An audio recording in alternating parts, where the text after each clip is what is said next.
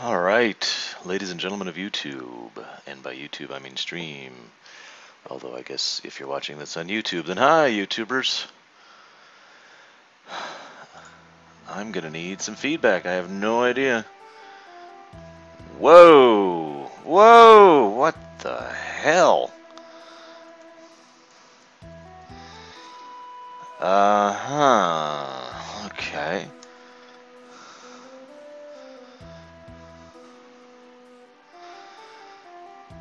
Uh-huh.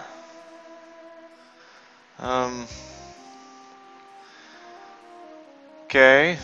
We've officially destroyed reality. That's good. That's a good thing, right?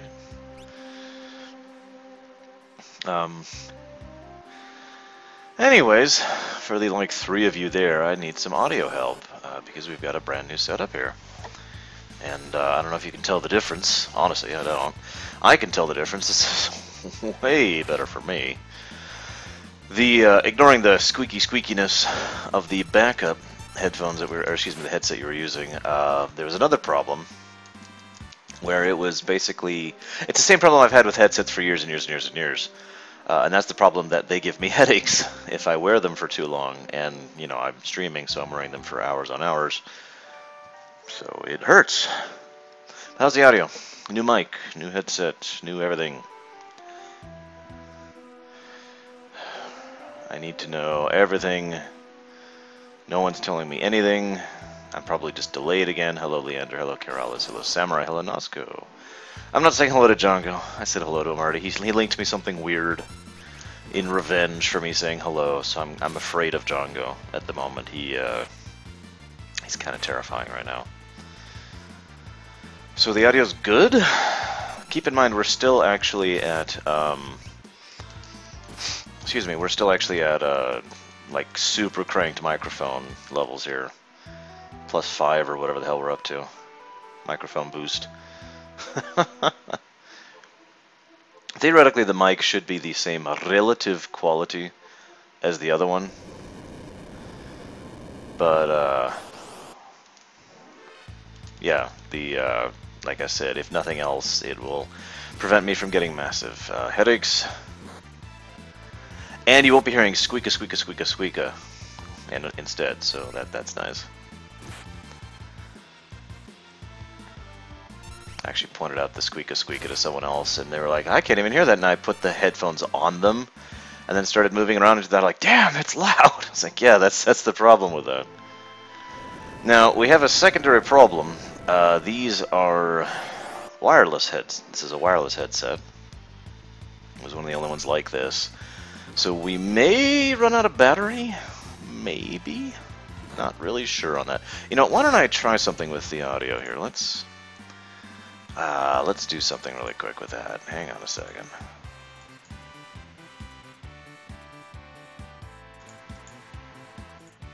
There, okay, we did something with the audio. I want to know what it sounds like. I want to know all the details. So feel free to tell me all the details of the audio. So this goes back to what I was talking about earlier with the idea that the Imperial troops have been chasing us this whole way. And they actually do this, what the hell?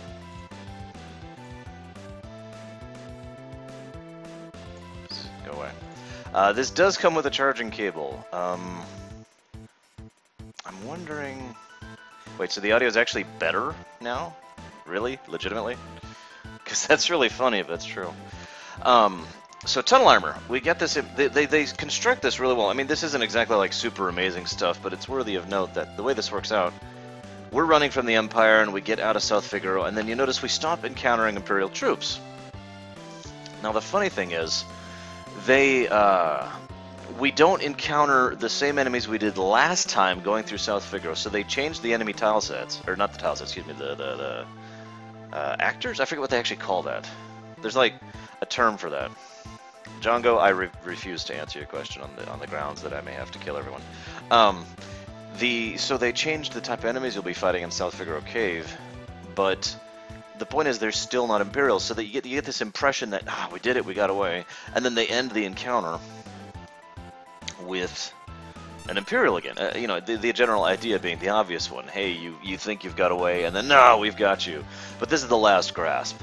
And again, it makes sense that they would specifically send tunnel armor in order to get us, because tunnel armor is the only thing that could actually keep up with us going through this damn cave. In other words, the Empire at this point was desperate to catch up to us, and only managed to do so with this experimental Magitech device that's, you know, whatever. I always like the idea because it's not like the Empire has that much in the way of automated machines and their Magitech arsenal. So I've always loved the idea that there's some guy piloting this thing, just in there like it's a motorcycle or whatever. Like the way the Batmobile worked in the more recent Batman movies, that kind of a thing, you know?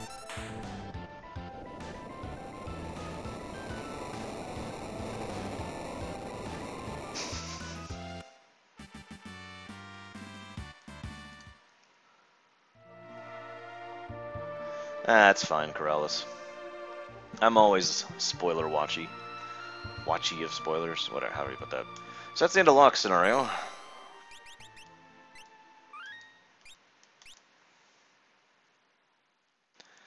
Now for the big one.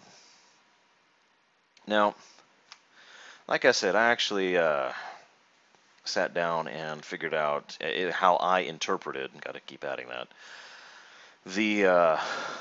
the timeline of these three scenarios.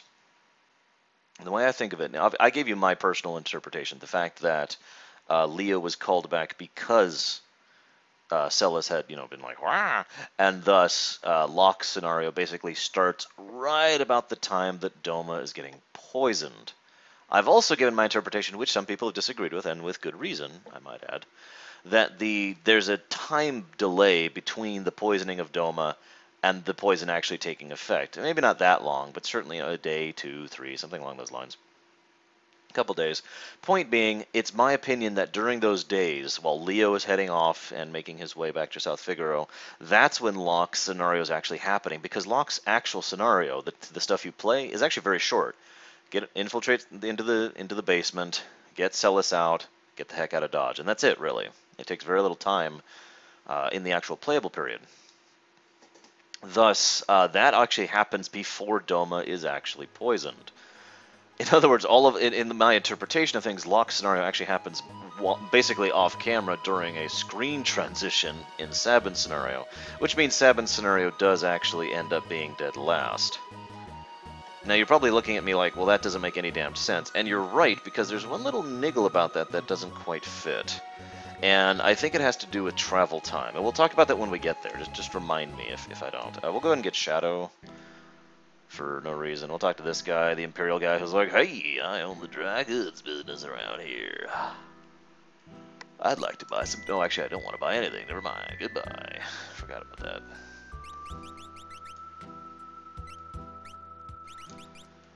We will see Gao's father. Oh, I'm sorry. Spoiler alert. This is Gao's father. Ah! No child could be this mischievous. Child ain't no child around here. Boulder Dash. I'm ready for you to leave. Go on, get. I'm tossing you out onto the veldt. I have to take a stick in the eye and deal with that guy again. Fun fact, the reason there's no Sabin on that, occasionally FF6 will do this. They will, here, I'll watch, I'll demonstrate again. So, you know, he said, youch! Oh, he didn't say it, okay. There's no name next to it. Instead, it's just, you know, the text without indicating who's speaking. They do this in certain sections of the game where either you can have this happen at multiple times. I mean, you could have this cutscene I'm seeing right now at like a dozen different times in the World of Balance. Especially after you get the airship. Or they do it when they're not 100% sure who's actually supposed to be in charge of the party, or if you have an option of switching out party members, like this happens in Zozo, for example.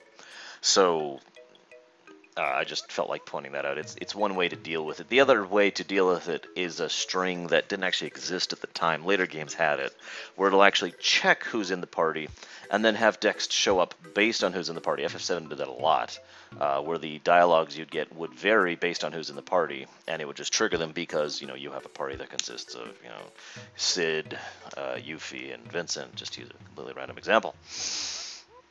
And we talked to this guy. This is funny. So he's talking about the clockmaker, right?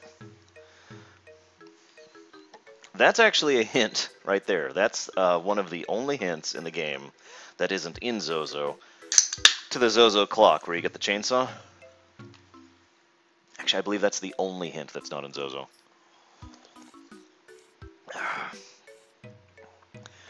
Now, there's been debate as to what this is a hint to. Everything he says is either a reference or a hint to something else in the game.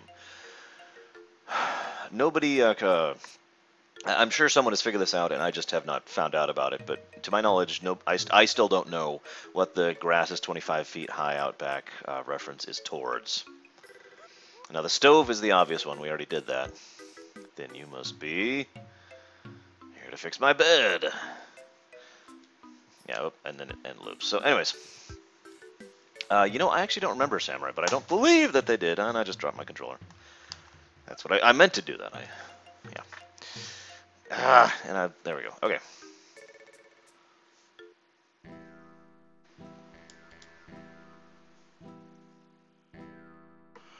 Oh, excuse me. So here's a question for you.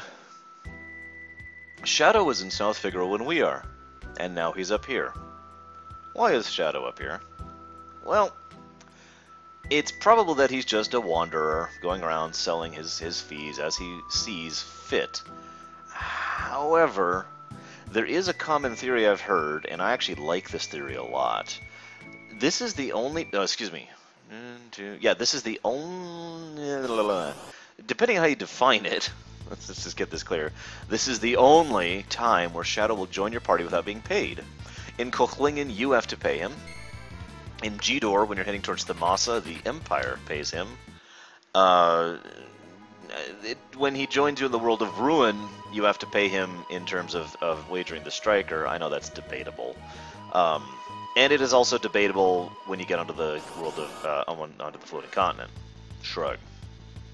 The point, though, is I feel there's a significance in the fact that he just joins up without any talk or thought for money, especially this early in the game, where he is much less inclined towards giving his services away for free, which later in the game he becomes a lot more inclined to do for obvious character development reasons that we've kind of already mentioned. The theory is this. I'll stop yammering. The theory is this. Shadow is actually been paid to be up here, basically just to scout out the area, looking for, you know, returner sympathizers or saboteurs or any individuals from Doma who have decided to go north or anything like that. And he's just roaming around, and he kind of happens across Sabin and decides, okay, I'll follow Sabin around for a bit.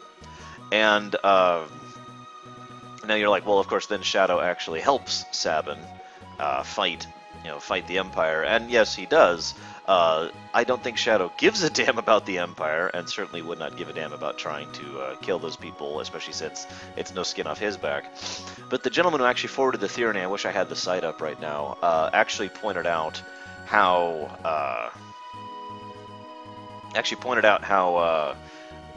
you know, for those of you who don't know, there's certain circumstances under which Shadow will leave the party during Sabin's scenario. And he made a list of, like, okay, if this happens, this happens, if this happens, this happens, and he postulated that, like, for example, if you do things in a different order, the events actually happen in a different order. Ergo, that's what causes Shadow to leave under some certain circumstances, because his contract expired or he was required elsewhere or whatever. I like the theory, but it does have a lot of holes in it. The fact that Shadow is just so casually on your side, the fact that he doesn't seem to do anything whatsoever to impede your progress, and the fact that he happened to be up at Gao's father's place. And all of that's questionable, so I'm not really sure I actually believe the theory. I just thought I'd point it out. The other thing about that, though, and I'm not going to put this as a negative, because I don't think this qualifies as a pull negative, but I personally think it really is just convenience of writing. They knew that this is the second point in the game that you're by yourself. It's just Sabin, and they wanted the player to have the option of having a character, and that's why they gave you Shadow, and that's why he doesn't charge you anything. In other words, Shadow, you know, the player might be dirt broke at this point in time, right? So they actually couldn't afford him. Whereas when you get to the Kochlingen series section, you have a full 4 party members, or 3 if you're going for Shadow, and you can run around and get some gold going on. You see the logic there? So I'm not going to take that as a negative, because even though it's kind of a negative to story, it is a plus to gameplay. It is a smart move to give players the option of having a second party member at this point in time at which the player might not be used to just soloing it. And for those of you who have not played this game, in the ways that I have, doing, for example, single-character challenges, let's just say that playing this game with a single character does actually increase the difficulty, not insubstantially. Most people don't realize that some of the consequences and difficulties that come with having one party member instead of four, especially in a game that was balanced around a four-party member. Make sense? Hey, OP Delete, what's up? So, that's my take on it. One other thing that I wanted to address really quick. It has been questioned, not by any of you guys, why it is that the RNG, not the RNG, excuse me, the random encounter rate, which is through the roof, in FF6, not as bad as some of the older ones, but it's pretty high, why it is that it only gave one negative to that. Honestly, the reason for that is it's actually two negatives and a positive. So it evens out to one negative. I didn't explain that then, though, so I'm going to explain that right now really quick before we get into this big cutscene here. Let's move over here. Oh, God, ribbon. No ribbons. Ugh. I still have... Yeah. Hey, Brendan. Okay, so getting back on track. The reason... The first negative is obvious. High RNG just kind of makes it kind of... you know, it's our high encounter rate. You're just... God. The second negative is because it's something that doesn't go away. So it's a negative for the game design reasons, and it's a negative for the fact that you have to just slog through it the entire game. It is no wonder that so many classes... I mean, how many of you are the same way in this? How many of you, when you get to the World of Ruin, one of your first priorities, even if you don't do it first, one of your first priorities is getting Mog so you can get the Moogle Charm, so you don't have to deal with that anymore, because by that point in time, you're sick of the encounter rate. So the fact that it is a continuous aspect of the game, and the fact that it's bad game design, is why it's two negatives. But there is a reason why it's a positive as well, and why it evens out, and here's my reasoning. This game, along with several other games, have good difficulty curves. And a difficulty curve, I've said this many, many times, is one of the hardest things to design properly. But my personal opinion, from a design perspective, from a player perspective, the best way to do a good difficulty curve is to make it so that if you don't run from any battles, and if you don't sit around and grind, so in other words, if you just fight everything that gets in your way, you will be at the level to be properly challenged. Not too hard, not too easy, bosses will be a little tricky, random encounters will not be making you tear your hair out. That, in my opinion, is the definition of a good difficulty curve. If the player isn't going out of the way to do more or less than you have designed for them to encounter, based on how you do the random encounters or how you do the encounter rate, then they will be at the right level to do that, right? You with me? Obviously, this is how this becomes a positive. FF6 is very well balanced in that respect. If you don't run from every fight, I mean, if you're playing casually, if you're not using super insane strategies like speedruns do to beat the game at level 9, or low-level runs or single-character challenges, if you're not doing any of the super strategy stuff, which you can do, that's separate. That's a different category. We're not talking about that. If you're just playing the game normally, or for the first time or whatever, don't run from any encounters, but don't sit and grind, you will be at a good level to go through the entire game throughout the entire game. The only exception to that is in the World of Ruin, and that's just because the World of Ruin is kind of open sandboxy. So, there's some variance over there. But that's it, and so I think that is good game design, in addition to the 2 points of bad game design. That's why it's just a -1 instead of -2, so there's my reasoning. Yay, I'm glad you like it, Deacon. It's a completely different headset. That's what we're on right now. Totally different setup. So here we go. Soldiers, no kidding, Shrew. Soldiers bad-mouthing Kafka. This is the first time we really hear about General Leo. Now, we've heard his name twice before, both in South Figaro. We have seen him on the camera once, but this is the first time we actually meet General Leo. General Leo is a classic type of character whose name I can't freaking remember. There's a trope for it on TV tropes, but the idea is the noble villain is what it boils down to. The individual who, despite being an enemy, is not a bastard. And I think that's one of the reasons General Leo is so memorable in the minds of so many of the players, because he does have a nobility about him, And as we'll see later, and I'll make a positive in the story aspect when this actually comes up much later in the game, General Leo has human flaws about him. He's not just, I am completely innocent, I am completely without harm. Too often writers, and I have been guilty of this as well, too often writers will try to make a character who is a villain but is blameless. Someone who is innocent, basically. Someone who, by convenience or circumstance or ignorance, was not aware of just how bad things are. And then when they find out, they naturally turn, right? Make sense? Leo, by contrast, freely admits his cowardice and his inability to see beyond his duty and the fact that that has caused so many troubles. It's funny, General Leo, an NPC, has a character arc with regards to that, but I don't want to get too much into that. That's all going to happen later. I just feel like that humanization, combined with the noble demon aspect that Deacon just mentioned, is why Leo is so popular. Feel free to go ahead and raise your hand right now. I'm raising it. I know you can't see it. If you like General Leo as a character. I absolutely do. I think Leo's awesome, and I'll be talking about that more later. I also like the fact that a character that's on screen 1, 2, 3, 4, 5 times in the game, I want to say, is a character that has engendered that kind of reaction and has that much development to him and humanization to him. FF6, ladies and gentlemen. See you around, Brennan. And no one's raising their hands. I'm sad. Nobody likes General Leo. Okay, that's cool. Oh, wait, sure you likes General Leo. Awesome. Bum, bum, bum, bum, bum. Love this song, by the way. I really was thinking when I was setting up the stream this morning with the new mic about making a music counter, but the problem is it would literally just be constantly. You know what? Screw it. You know what? We're here to have fun. We're here to review this game. We're gonna do it. We're just gonna make a counter here. We're gonna make a graphic counter and a music counter. And every time, what I'm gonna do is every time the graphics impress me or the music impresses me, we're going to just add a plus there, music. So we're going to add, let's see, so music, intro, actually, music and sound. We'll make music and sound. So intro, the combat thing I already mentioned, the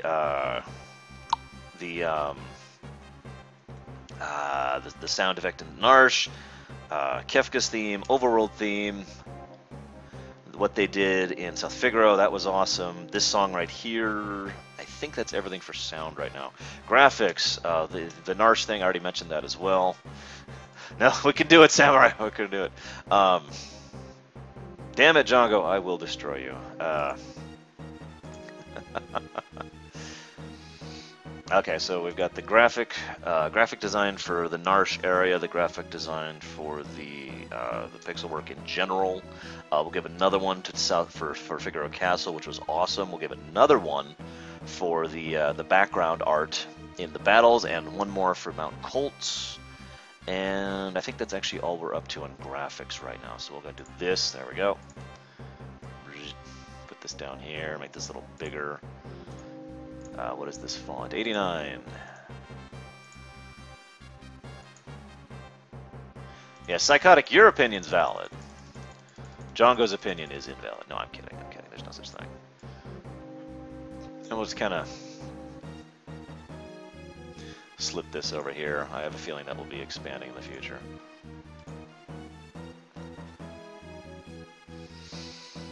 Okay.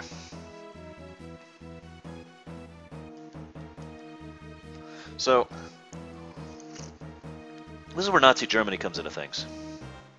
That's always a great way to start a sentence, isn't it? Nazi Germany. Why does it come in?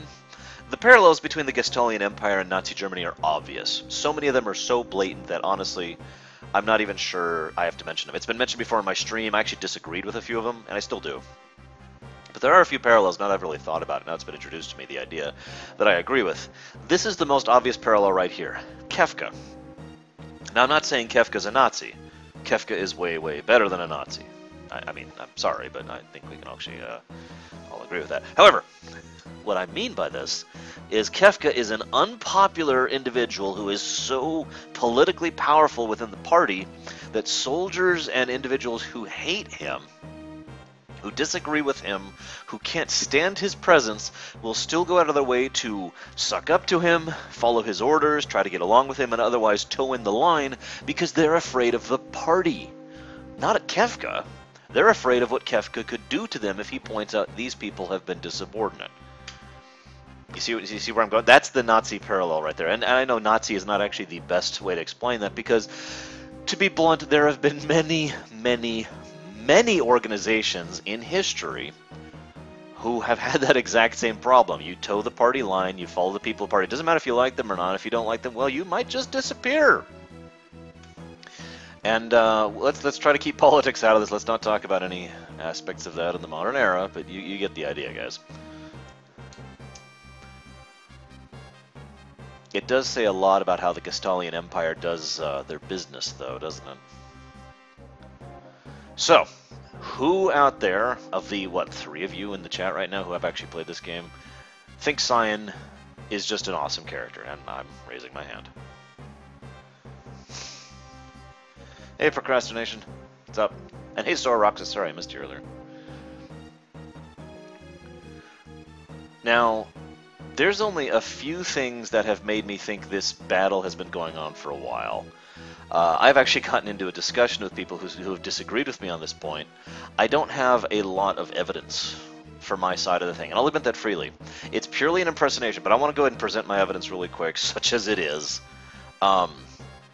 First of all, we know that Doma's railways have been destroyed prior to this battle ever happening. That implies, at the very least, this conflict has been going on for at least a few days prior to this. I mean, bare minimum. You can't just destroy an entire railway with, you know, just...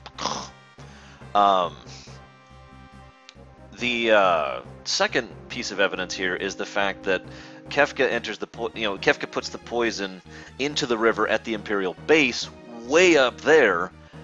And, you know, obviously then there's a jump cut and we get to Doma where they have now been impacted by the river. I'm sorry, poison doesn't get downstream that fast.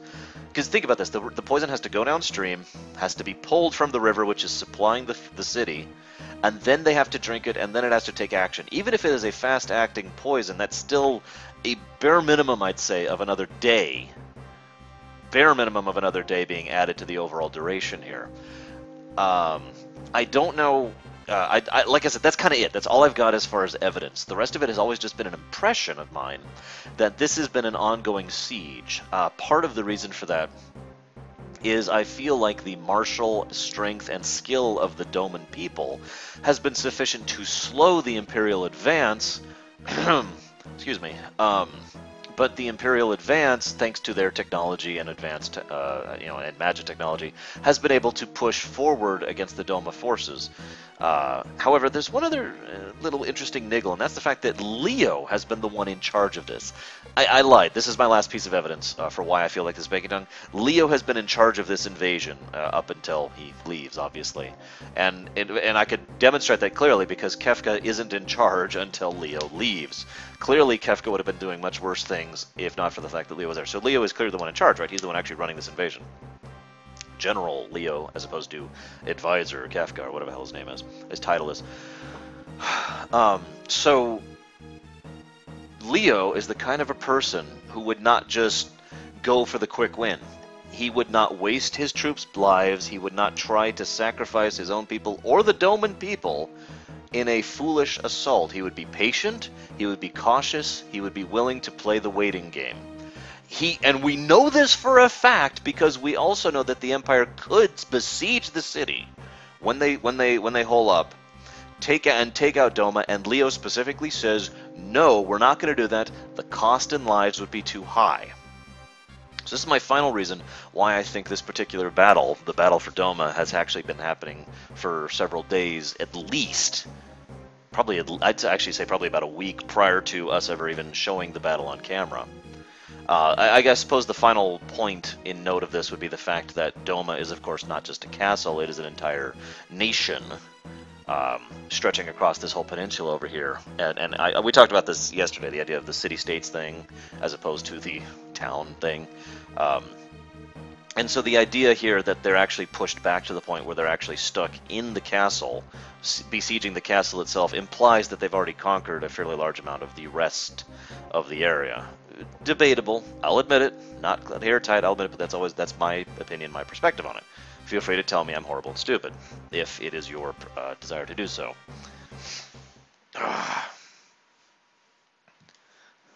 Now, Cyan himself, I'm going to be talking a lot about Cyan throughout the course of this game. Sorry. Cyan is clearly and definitively the old ways. He is literally the embodiment, the physical embodiment of the old, for good and for bad. And it is both for good and for bad. Cyan clearly has flaws and difficulties and problems and a difficulty. But my favorite way of doing this is like the most obvious way. It's so obvious that you wouldn't even think about it if you don't actually pause for a moment.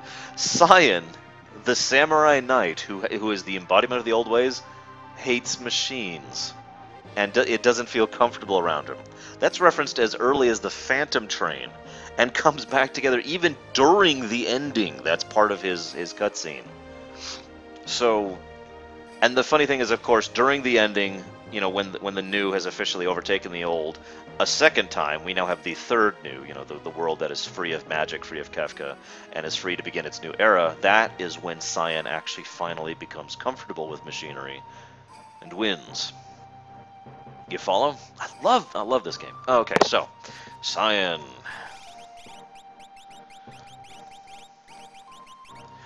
One other thing, by the way, I really hope you guys are enjoying this. I really am. I have never dug this deep and this hard into this game. Really, really combing over it from a gameplay and from a lore perspective. And it's funny. I have said this before, and it's been mentioned by my viewers that I'll never run out of things to say about FF6. Anybody who's seen my 5 or 6 or 12 or whatever FF6 streams and videos I've done before this can probably notice that I have been saying things this stream that I've never said before. I have actually had new things to talk about.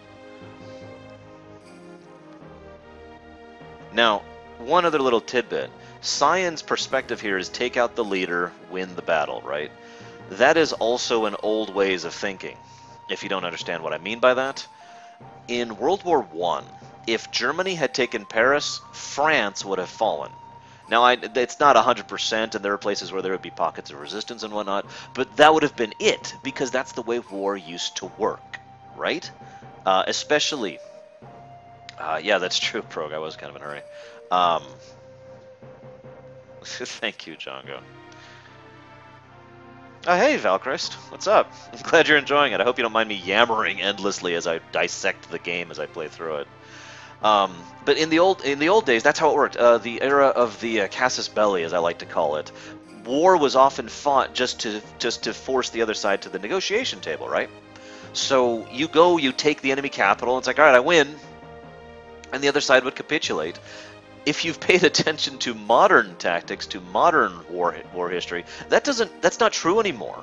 There isn't one head you can just chop off. You couldn't just conquer Washington, D.C., or Moscow, or London, and win. It doesn't work that way anymore. I feel like this is an interesting take on that, because if you pay attention, and I know this is me probably reading into this a little bit much, but when we take out the leader of the empire, we don't win. However, Cyan, the old ways guy, the person from the older days, from the older way of thinking, thinks, take off the head, the beast will fall, right? And the only reason it works is because this is the Gestalian Empire. I mean, how many of these troops are conscripts? How many of these troops are from conquered territories? We know there's at least a few. We actually talk to one. Well, we don't, but Leo talks to one who is actually a conscript from Miranda. Remember that? Or Zen? I forget which. We'll see him in like 2 scenes here. So it's very logical that conscripts who have way less discipline in the field than career soldiers are going to see their officer fall, the guy who's actually in charge of things, and go, "Ah!" and run. So his tactic works, but the great irony is it technically shouldn't have. If you follow me. If not for Gestal's own older ways. But I'll get into that in the middle of it.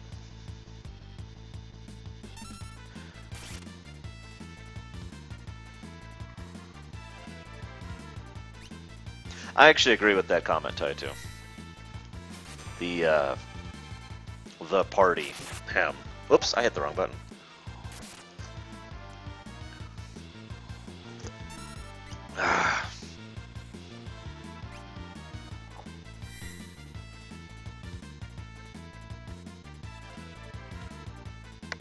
And of course, this is designed to be a very easy fight. In my many years of playing this game, I've never seen anyone lose to this fight. I came close there because I was an idiot. Fun little fact, you have a 7 and 8 chance of getting a black belt there. You have a 1 in 8 chance of getting, I think it's a Phoenix Town. So yeah, oh my god, run! Now, the funny thing is, you might look at the situation and think, oh, he's going for a turtling. He's turtling up, right? He's now, okay. Quick reality check for a moment. For those of you not aware of why castles were so effective back in the day, I want you to picture this, okay? You've got a chunk of territory. It's not huge, but, you know, it's large. Big old chunk of territory, and you are trying to conquer it or administer it or whatever. An enemy force walks up and builds a castle in the middle of your territory. Now, what are you going to do about that? Well, I mean, you go and fight them. Well, whenever you go to fight them, they pull into the castle. And until siege warfare and mathematics advanced enough to allow for things like the trebuchet and whatnot, castles, you're on horseback or you're on your foot. You've got arrows, you've got swords, you've got knives, you've got axes, you've got the slings and all that fun stuff. What are you going to do against a castle?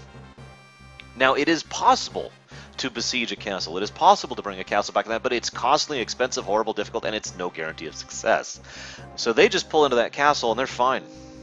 Well, you might say, well, how does that do anything? Well, this is actually, in my opinion, the second example of projected power in the history of human warfare. The first being the domestication of the horse, if you're curious, or any animal like that. So the castle then can project their power by sending out riders. They can send people out. They could send cavalry out, they could send knights out, and tax the land. They could literally send soldiers, who at this point are effectively thugs, to the nearby villages and say, give us your stuff. This is now our territory. They could harass and harangue the enemy forces that are in the area, and if the enemy forces ever get coordinated to come back at them, they just retreat back into the castle.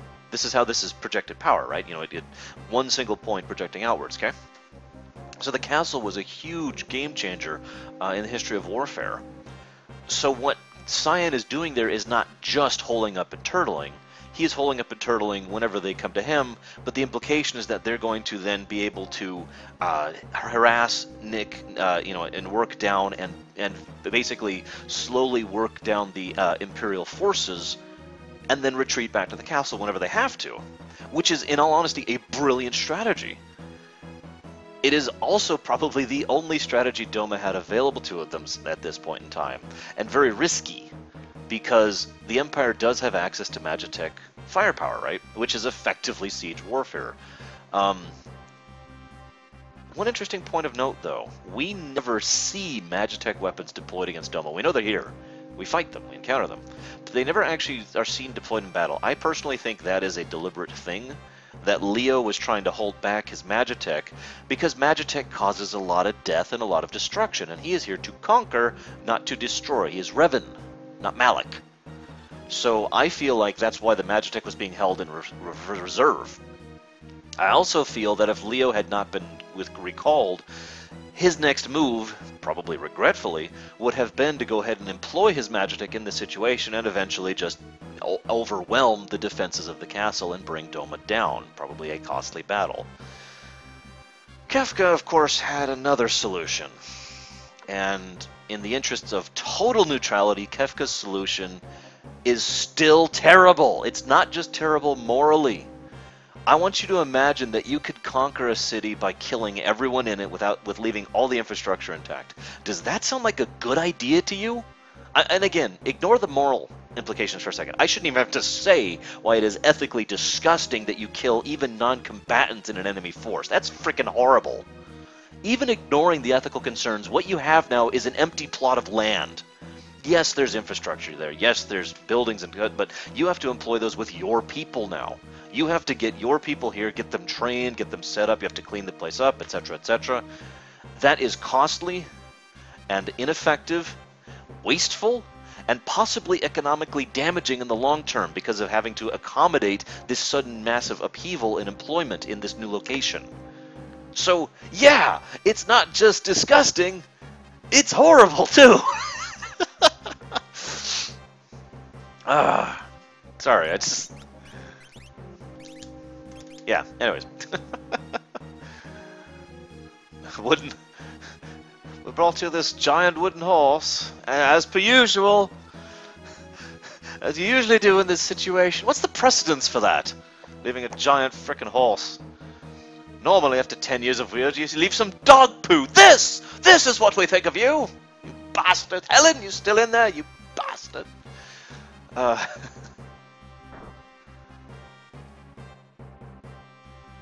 Sorry. Idiozard's awesome. Now, I'm gonna go ahead and give a plus to the story really quick here. And you're like, what? No, no plus to the story. I'll explain myself, as I've been doing this entire time. Here's the plus, okay? You ready for this? I've talked about this before, so this is a repeat.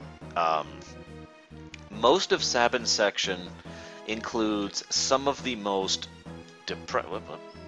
lost my controller there for a second. Most of the depressing and just downtrodden, disgusting, horrible stuff that has happened in the history of the Ever. I mean, there's some really bad stuff. It is a very dark scenario when you get down to it. Excuse me. And the reason this gets a plus is not because it's dark and because I'm secretly a huge fan of Game of Thrones or anything like that. It's because it's also bizarrely lighthearted. I've talked about this before, like I said. They balance out. You know, something horrible will happen, and then something humorous will happen, and then something horrible will happen, and then something humorous will happen. And they try to balance the two so that both the audience and the characters don't get overwhelmed one way or the other. Remember, we see a kid die on screen in Sabin's scenario. And yet what follows that, well actually what follows that, is a scene about Cyan being uncomfortable with technology. What follows that is you know, talk about the damned and whatnot, and then what follows that is some comedy scenes. And you get how this lines up. And in my opinion, that is a brilliant way to keep the pace going without, again, overwhelming the player and indeed the characters. Like I said, this is a in-character thing as well. If they just let all of that hang, you can just talk to the soldier. I love that. You can just be like, hey, what's up? Oh, God! But I think that's a brilliant way to ensure that Cyan doesn't completely mentally defunct at this point in time. I mean, think about what this man has just gone through. He has no chance whatsoever to emotionally or mentally cope with what has just happened to him. It's insane. It probably would literally drive him insane. And I'd be reminiscent if I did not point out that that also ties into what happens in the world of Ruin with Cyan. If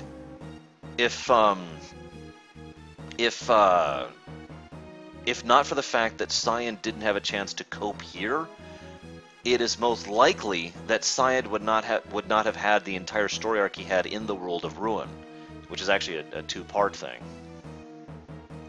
So, you know. Yeah, I know, Taitu, I just flat fundamentally disagree with that, and you're not going to convince me otherwise. I've had long discussions about that point. Screw that line of thought. So here we go. You know, General Leo, they're hoisted up, and Leo's like, all right. And I was like, oh, we will take the castle. And Leo's like, no, that would be damaging. Yeah, Miranda. I was right. He is from Miranda. I'd just like to leave this dialogue on the screen for a moment. This is a really good Woolsey translation right here, in my opinion. In this one section, these two sentences, we basically understand everything about General Leo in a nutshell. Now, that's not true, because as I've mentioned, there is a humanization element to him that is expanded on later. But the moment we see this line, it becomes immediately apparent to us what kind of character Leo is. You are a person, not a soldier to be expended. So automatically someone who's like, yep.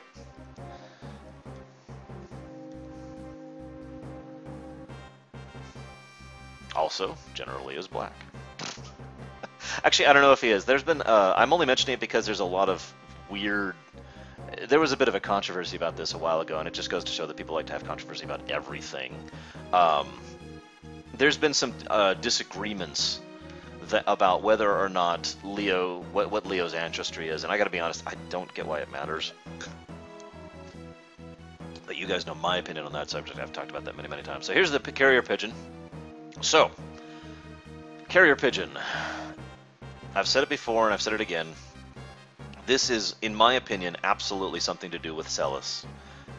Whether it's because she got out, whether it's because she went turncoat, we don't know. It's possible there's something else that this might have been. I don't know. But if you guys, and I'm serious question here, if any of you out there have a different theory as to what this carrier pigeon is about, feel free to share it. We have very little go off of. In fact, we never find out definitively what this carrier pigeon is, and I've actually tried to research this exact point, because it's like, let's see, Leo has to leave. I'll go ahead and share a third theory that I have heard. The third theory is that Kefka has faked a message from Gestalt in order to get Leo out of here so Kefka can take care of the situation, which is possible. And that's all I'm going to say about that one. There's not much there. It's just, Kefka being Kefka at that point. He could be my friend if he weren't my enemy. Oh, we'll just go, oh god! We'll go one more foot than last time. Now that Leo's gone, I'll turn this water into a flowing river of poison, which will also kill my own troops. Yeah.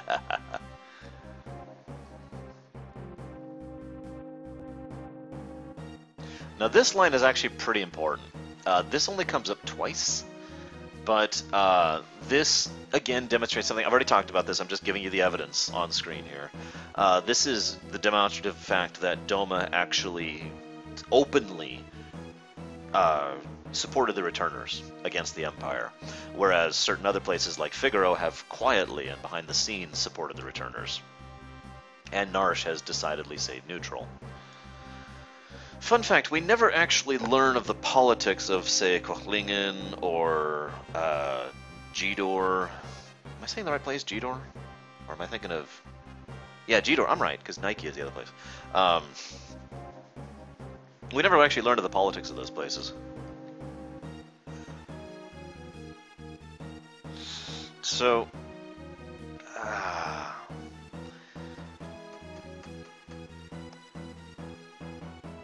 this is another interesting point here. Even ignoring this obvious fact, I like how they lined this out for the player, so you get the point that Imperial soldiers will die if he does this too. Anyone who thinks about this for even a second would probably realize that this is a really damaging thing. Think about what this does to the environment for a second. Think about how many animals are going to be dead in the area, which is going to cause the animals who prey on them to be dead, which might cause the local wildlife to suffer in general, might actually hit the biome pretty badly with regards to whether or not the foliage in the area can recover. If it happens to be... this is all speculation, of course. I don't even want to get too much into that. Let's stop there. The point being, let's think about how many Imperial soldiers out in the field, or in this base, or anything else, would also be affected by them poisoning the entire river. It's not just the prisoners in the castle. I mean, God.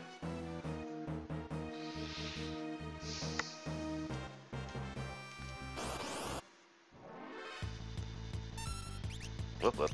Ah! Now, we all know Django hates everything.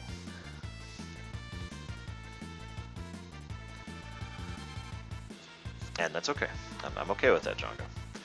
But you are absolutely right. The dialogue in this section is a little bit silly in the way it's translated here. It's translated a little bit better in the GBA version because, well, everything's translated better in the GBA version. But someone who knows Japanese could probably explain that it's better than I can. But in Japanese text, writing, there's different ways of writing dialogue so that it has different tone to it. And different, like, voice, for lack of a better term. For example, it is possible to write a sentence which, when the reader reads it, will look at it and say, well, this is a sentence being said by an old man. This is a sentence being said by a young girl, that kind of a thing. And so there's that thing going. So several of the bits of dialogue in this section of the game are specifically written in that silly, just wacky B-movie style in the original Japanese, and Kefka himself has always been written in the original Japanese. Well, I don't actually care for it, I've made this point clear, but he's basically just a crude, frankly juvenile individual. He does the Japanese equivalent of cussing a lot, he's rude. He's rude and disgusting, and that's part of his character arc. I actually prefer the insane, everything I've talked about with regards to Kefka 1,000 times. Kefka, as opposed to that, in my opinion, not right or wrong. But there's no denying that he was that kind of a person in the original. So my point here is Woolsey takes all this stuff for this section, and a lot of the dialogue comes out, as you say, B-movie-ish, because he's trying to keep that tone of "Wah," for several of this section, and, well, that's how it comes out. I'm not defending it, by the way. I agree, a lot of the dialogue here is kind of... I'm just explaining why, in my own stupid, terrible, horrible way. By the way, I like these things right here with the wires and cables hooked up to the Magitech devices. I like the idea that they have to be charged, or they have to be, powered or maintained or whatever. That's just a cool thing. Nope, Prog, I've decided to delete it from my hard drive and from my Steam account, and will never, ever look at it again. Yes, I do intend to, at some point in the distant future, do so.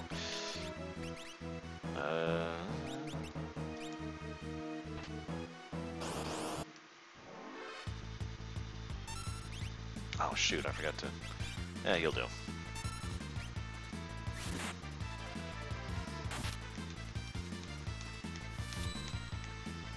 Also, hovering Magitech devices, which is kind of cool in its own right.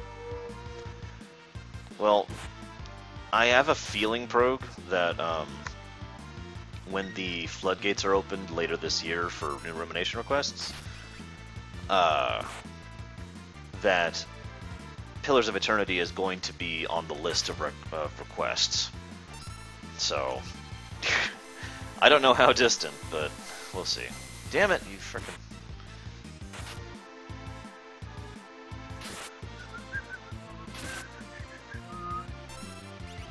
Also, that is a good question.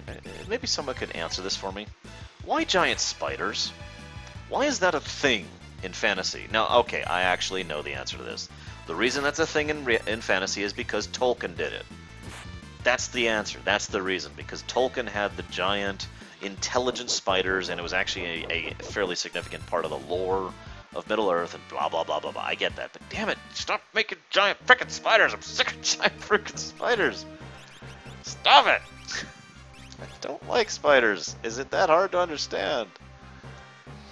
Hey, Chirin. Good luck today. Have fun in class. I don't know if you can hear me.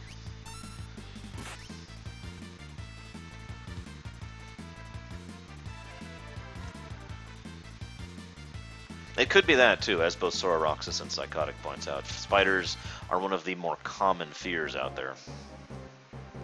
Spiders are one of the reasons I can't go into pet stores to look at the cute kittens anymore. I hope... please don't make me explain that. It's pretty... yeah. Well, that's basically what we're doing, Chirin. We're doing an actual full, in-depth, fine-tooth comb analysis of two of the best games of all time. Final Fantasy VI and Chrono Trigger. I'm really looking forward to replaying Chrono Trigger, by the way. And really just digging into that game. But, so, yeah, that's what I'm doing here. I'm really going through, and it's funny because I've never actually reviewed this game before, so that's why we've got the things down there. Now this line, I'm curious what you think of this Giant Django, because you're not me, and you don't like this game. And I know that sounds like I'm being accusatory, but I'm not. I want to know your opinion in a vacuum, from a different perspective of this line. I'm going to leave it up on the screen for a second. I like this line. It really, really explains a lot of Kefka's perspective in a nutshell. The music of hundreds of voices screaming in unison.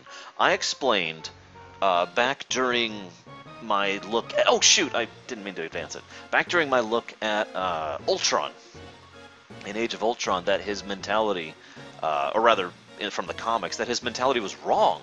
That it was just different. That, I want to show you something beautiful. Everyone screaming for mercy. That line right there really showcases how different and damaged Ultron's mentality was. And so this is why I'm going with the Kefka thing. We get to see just how messed up Kefka is mentally, that one of the only things that brings him any kind of actual enjoyment in life is something like the music of hundreds of voices screaming in unison.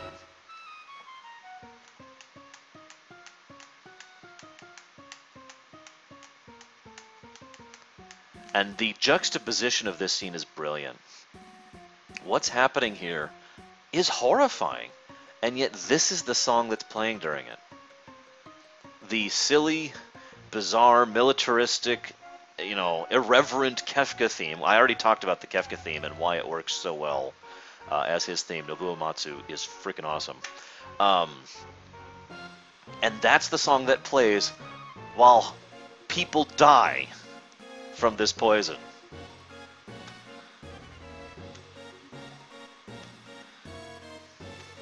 No, Psychotic, not even close. Tarkin is way up there.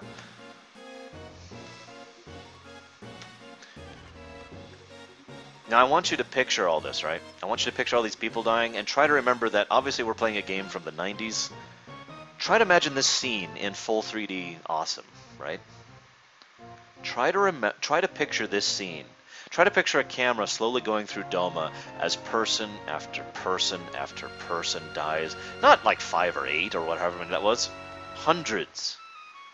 Imagine hundreds of people falling to the knees, barely capable of holding breath, their skin going purple because they're suffocating to death, clawing at the walls, desperate, trying to get away from whatever it is that's causing them this pain. Try to picture that scene. And then this music's playing during that.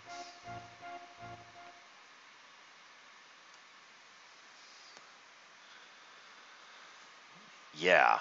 Now, I want to comment on this really quick. It's been asked many times why it is Cyan and this 1 Century are spared from everything.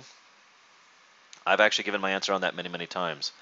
I think it's because Cyan is that disciplined of a person, that he has actually been up here without water for insert period of time, however long it's been since the river's been poisoned, that he has been on patrol and on spotter, I can't think of what that's actually called, for this entire time, going without rations, going without water, going without a break, which strikes me as a very Cyan thing to do. And naturally, the guy who's with him up here has been doing it too, because Cyan's been doing it, so I mean, he has to do it. That he's not going to lose face in front of the Knight Commander of the entire nation, right? Yeah. Because if you pay attention, everyone else is screwed. And I mean everyone. So you're on, Chirun. This song is called The Unforgiven, by the way. A little bit of cultural significance. Well, I shouldn't even say cultural. In certain cultures, to be called unforgivable was like one of the most horrible, worst, terrifying, not terrifying, severe things you could tell someone. When you say this is unforgivable, you would actually mean it. No matter what they did for the rest of their lives, you would never actually forgive this action, right? But instead, in more modern areas, people say, that's unforgivable, and then it doesn't stick. This is true in fiction as well as real life. It has always been my impression that this song was specifically named The Unforgiven by Uematsu to get across the original intent, the literal unforgivable. The fact that what Kefka has done is unforgivable. The fact that Cyan will never and does never forgive him. At no point in the entire game.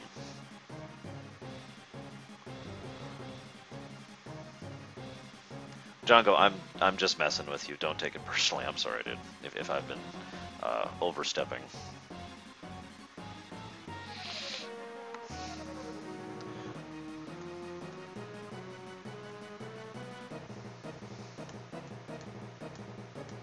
It's been described many times that a Final Fantasy style RPG is effectively a very, very in-depth movie. I don't fully agree with that. I think the interactive elements of the game are enjoyable. I like playing the FFs. Some of the FFs. I really should actually clarify that. I like playing 6. I like playing 5. I like playing 7. I like playing 9. Some of them I don't actually enjoy playing, and I just enjoy the story. But obviously you're absolutely right. These are very, very linear. I keep talking about how linear the FF games really are and the efforts that have been made to delinear that. Now, fun fact, this is another example of that fake exploration thing. If I walk over here and go into this door, I mean, the game advances and we continue the plot, but I can just roam. I can roam most of the castle right now. I can do anything except for get 3 treasure chests in the castle. By the way, this is this depends on your opinion. I'm curious of your guys' opinion. Is this tragic or an attempt to be funny. I think it's tragic. Right here. Dead man, remedy. I think this is intentionally done for tragedy, not as a joke. I think the idea was that he was literally trying to reach the remedy to save himself, didn't make it, and they left that item there just so we would get the point that he could have saved himself. Let's walk into this room. Let's see what's in here.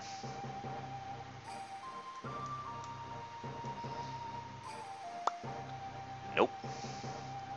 Talk to him, and yeah, we're finished.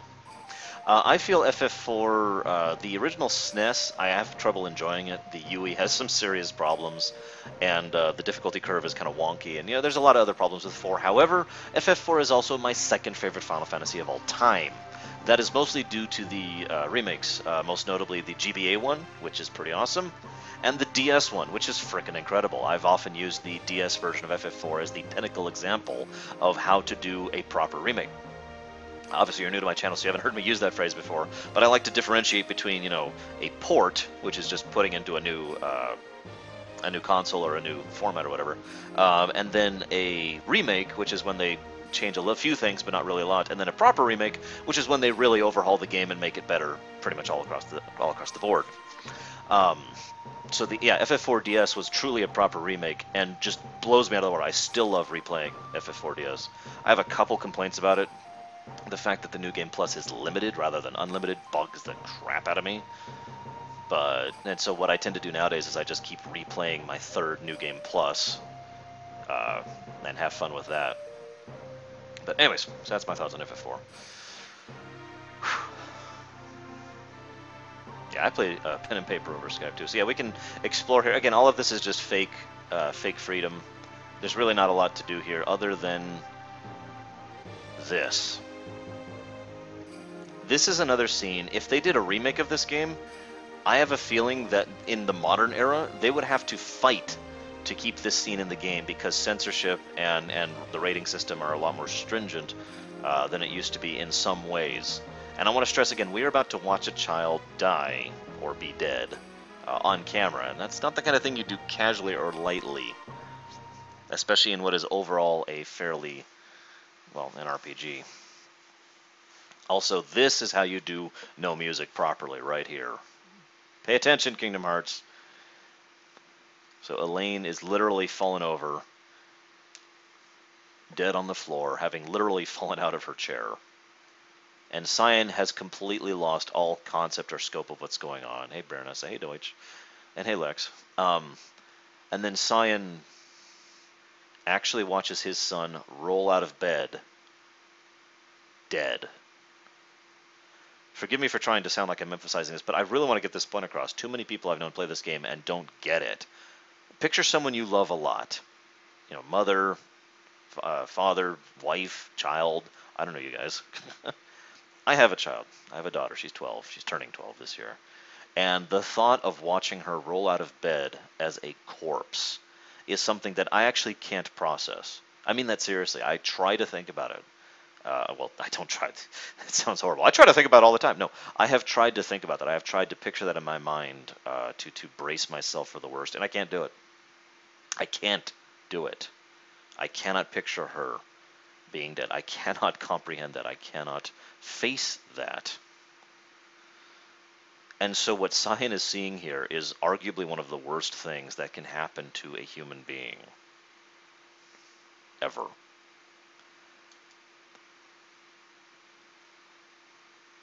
It is so logical that he turns all of this shock and horror into rage, because one of the things that most people don't fully understand about emotions is that a lot of times when someone is angry, they're actually not. They're hurt or scared or frustrated or God knows what else. And anger is a masking emotion. A person can use anger in order to avoid feeling whatever it is they're actually feeling. And so Cyan, who has just been basically broken, hello Proxy, completely dives into his rage in order to completely avoid all of the horror of what he just witnessed.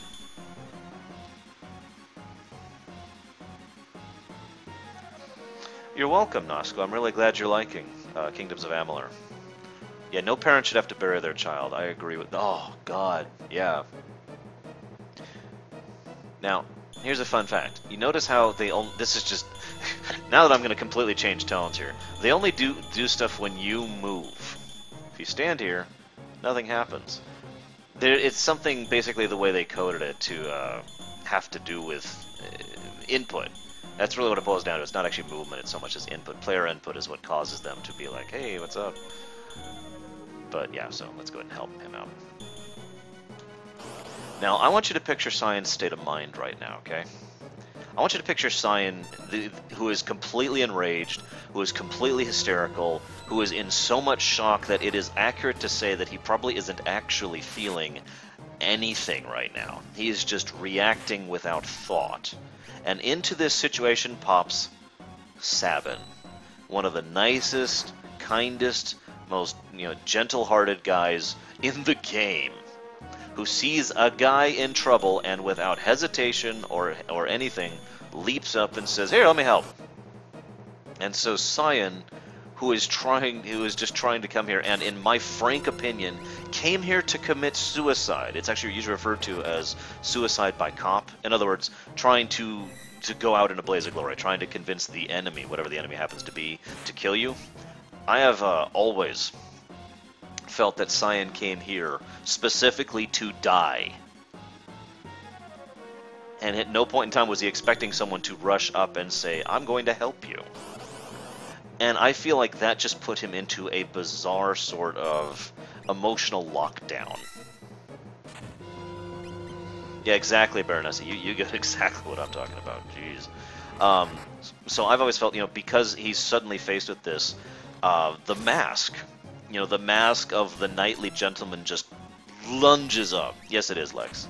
Depending on how you do the scenarios, that's what affects it. So instead of continuing to be the enraged psychopath and the hysterical, shocked, just emotionally dead individual, I've talked about this before. FF6 is a game of masks. There's so many masks that everyone wears. Locke has a mask. Edgar has his mask. And this is when Cyan's mask actually comes up. His mask will stay up from this moment with like one breach in the mask up until his character arc reaches its climax in the world of Ruin. Yes, it was psychotic. Berserk has been around since before this game.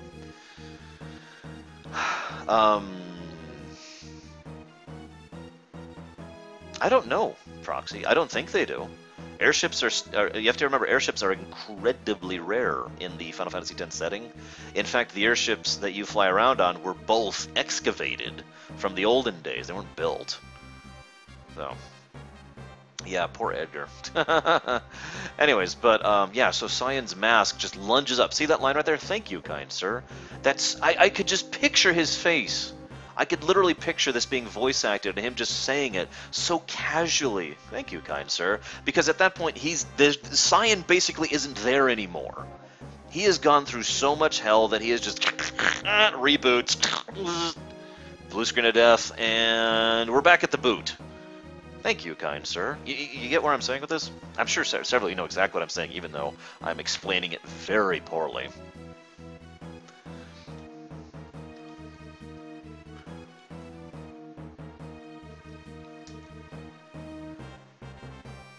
Oh, excuse me.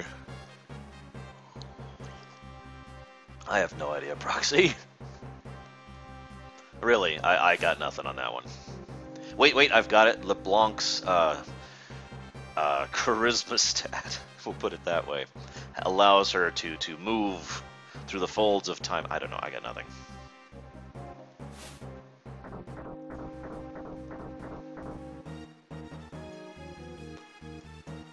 By the way, in the GBA translation, Cyan's thou speak is toned down a lot. Also, most of the other Doman people talk in that style too, which again gets across that whole theme of the old versus the new thing that I've talked about several times this run. Let's go ahead and get a heal on Shadow while we're here.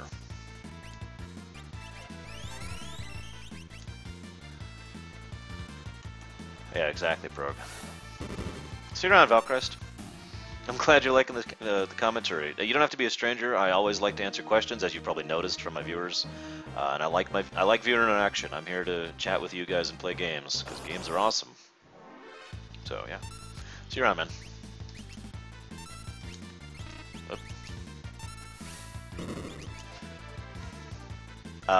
Not to my knowledge, Psychotic.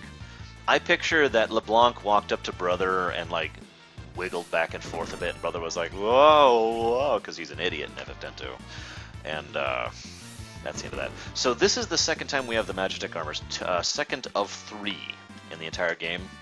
And it is again done for a story purpose right now. I am using a different might, Zororexis, you are correct. Spiced cherries, that sounds good right now. So, this is once again emphasizing everything I've already talked about. The idea that, but he's her cousin.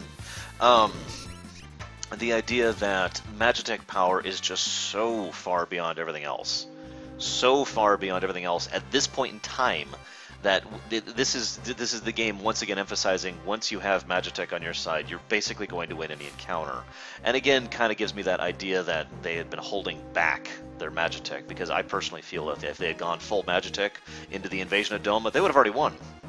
But it would have been very damaging and very destructive and, again, very Malik, as opposed to Revan. So we've already talked about that. Damn it, Deutsch. Get some food in you, man. Ooh, Stray Cat.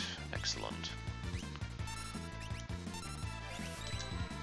Now, what we're about to do is my least favorite part of this game to speedrun, because the RNG can get incredible bad during the Phantom Train, but I really like it when I'm playing normally. You know, when I'm just playing through it like you are currently seeing me do. But again, almost all of the Phantom Train is one of those weird, and I don't mean this in a negative way, Japanese things. One of those weird things where it is simultaneously silly and austere. This is the Train of the Dead, and yet it is treated at most points as a humorous section of the game. You know what I mean? So the whole time I'm going through it, it's like, huh?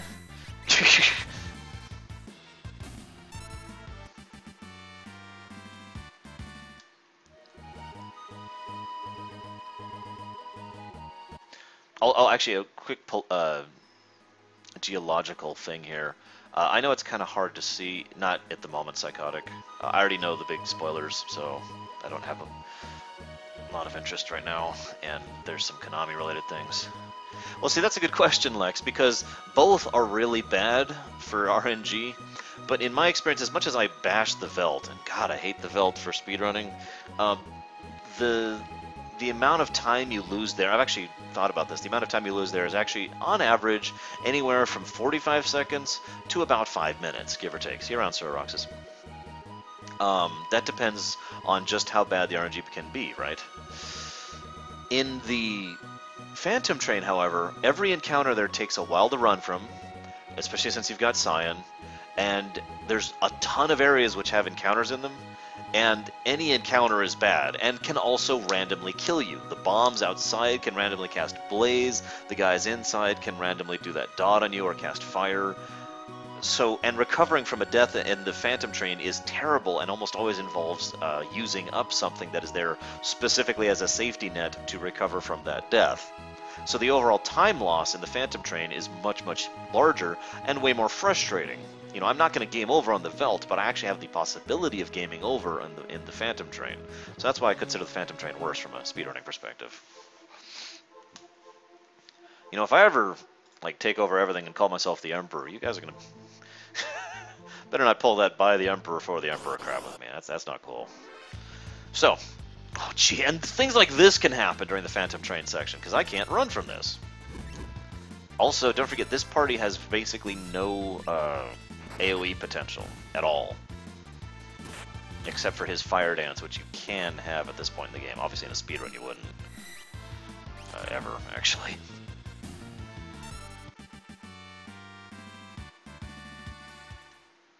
There we go. This is really cool, by the way. This is yet another thing. They only did this once in the entire game. It's a side-scroller section. And the foreground, if you notice, it actually moves. The foreground actually moves at a different rate than the background, which is awesome. And it was done pretty much just for cool factor, just to showcase, you know, hey. In fact, I think we deserve both a graphics and a music plus for this, because I love the song here. It's very wonderfully peaceful, quiet, awesome. And we're gonna add a graphics one because of that dual layer awesome stuff, right? Not really, Woody. I've seen the competition. I'm not impressed. The competition thinks wind is a finite resource. And just look, I mean, this is again why this absolutely deserves a graphic. Look at that pool. Look at all the reflection in the water that they made of the trees and the gnarled and the light coming through the branches. This just looks gorgeous. God, the sprite work in this game is, in my opinion, among the best sprite work ever across all of history. I'm not actually necessarily saying it is the best. I have to really think about that, but it is definitely in the running, in my opinion, for the best sprite work ever. Because, yeah, this is freaking awesome. Look at this stuff.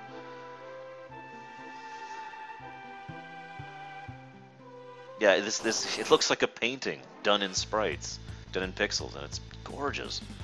So yeah, this would be really, really, really bad RNG if I was speedrunning right now. This could actually kill me in Oh my god, Lex, you're right! Actually, fun fact, in FF5, the wind is technically a finite resource, isn't it?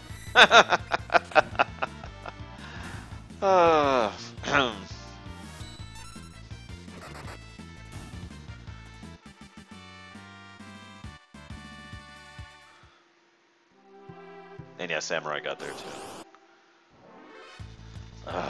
Encounter rate. I'm not even fighting these. This is the other problem with this section from a speedrunning perspective. All these enemies are irritating to kill. There's usually large packs of them. They can hurt. And this is the most important part, they give very low gold and experience. So there's actually no benefit to fight them, in addition to them being difficult to fight. Now there's another beautiful bit of sprite work. The shaded train in the background there, and with the mist and the fog rolling around it, and the just everything. I love it. I love it. I don't know what else to say. I'm just gonna sit here and enjoy this. Well, actually, it's funny you say that, Deacon. I was actually just about to talk about that. This section seems off from a game design perspective, right? These enemies are difficult and give low reward. I postulate the theory that that is not a negative. I mean, it's not a positive, but it is not a negative because it is done deliberately for this section. To deliberately, intentionally make you feel as harangued, harassed, brought down, beat down, to get the impression across to the player in a gameplay-wise, in addition to a lore-wise. You guys never noticed the train? Seriously? That train, look at it! It looks so cool! It's right there, and they've got this shading, and I'm sorry. I'm glad I've showcased something you guys have never seen. That's awesome. I guess this is the second time now in this run I've showcased something some of my viewers have never seen. The first being the Kefka being out of sync thing. Anyways, I postulate that the grindy lack of benefit here is to literally put the player on edge, to give the player that sense of dread of encounters and oh god, and being amongst the land of the damned and blah blah blah. Because that goes away immediately after this. You know, granted, we get to the Veld, which has its own kind of rules that are separate from the rest of the game, but then the rest of the game from this point on, with I think one other exception, is again the leveling curves. The other exception, by the way, is the Esper Cave, way further in the game when we're going to the Esper Gate, right? And that's also pretty grindy with a lot of enemies that hurt like hell and are pretty vicious and undead on top of that, and don't really give a lot of benefit. And again, I feel like that was done on purpose because that's the cave to the Esper world, which is this. It's supposed to be this horrible, nightmarish place, right? My perspective, my defense of it. But again, not a positive, just not a negative. I'd just like to say one other thing. I know I keep going with the, you know, imagine this scene in Super 3D Awesome. This right here would be gorgeous in Super 3D Awesome. Can you imagine going through this forest and the camera actually having like the trees come up into the camera and then kind of go under the camera? So it feels like the actual camera angle you're following is going through the branches and the leaves. And then in the distance you see this fog, which is just kind of getting thicker and thicker until finally a shape slowly emerges from it, shadowed by the thing. And you look and there's this train just kind of quietly there. Wouldn't that be cool? And then when you approach it, music goes out. Again, another excellent example of no music. Thank you, FF6, for being such an excellent showcase of the no music rule. When you finally approach it, there's no music, and there's just... And if you look in the background, there's still that fog all over the trees and the branches, and it's just this train in the middle of nowhere. It's even a dilapidated train, if you look at it. There's pieces of it that are broken and missing.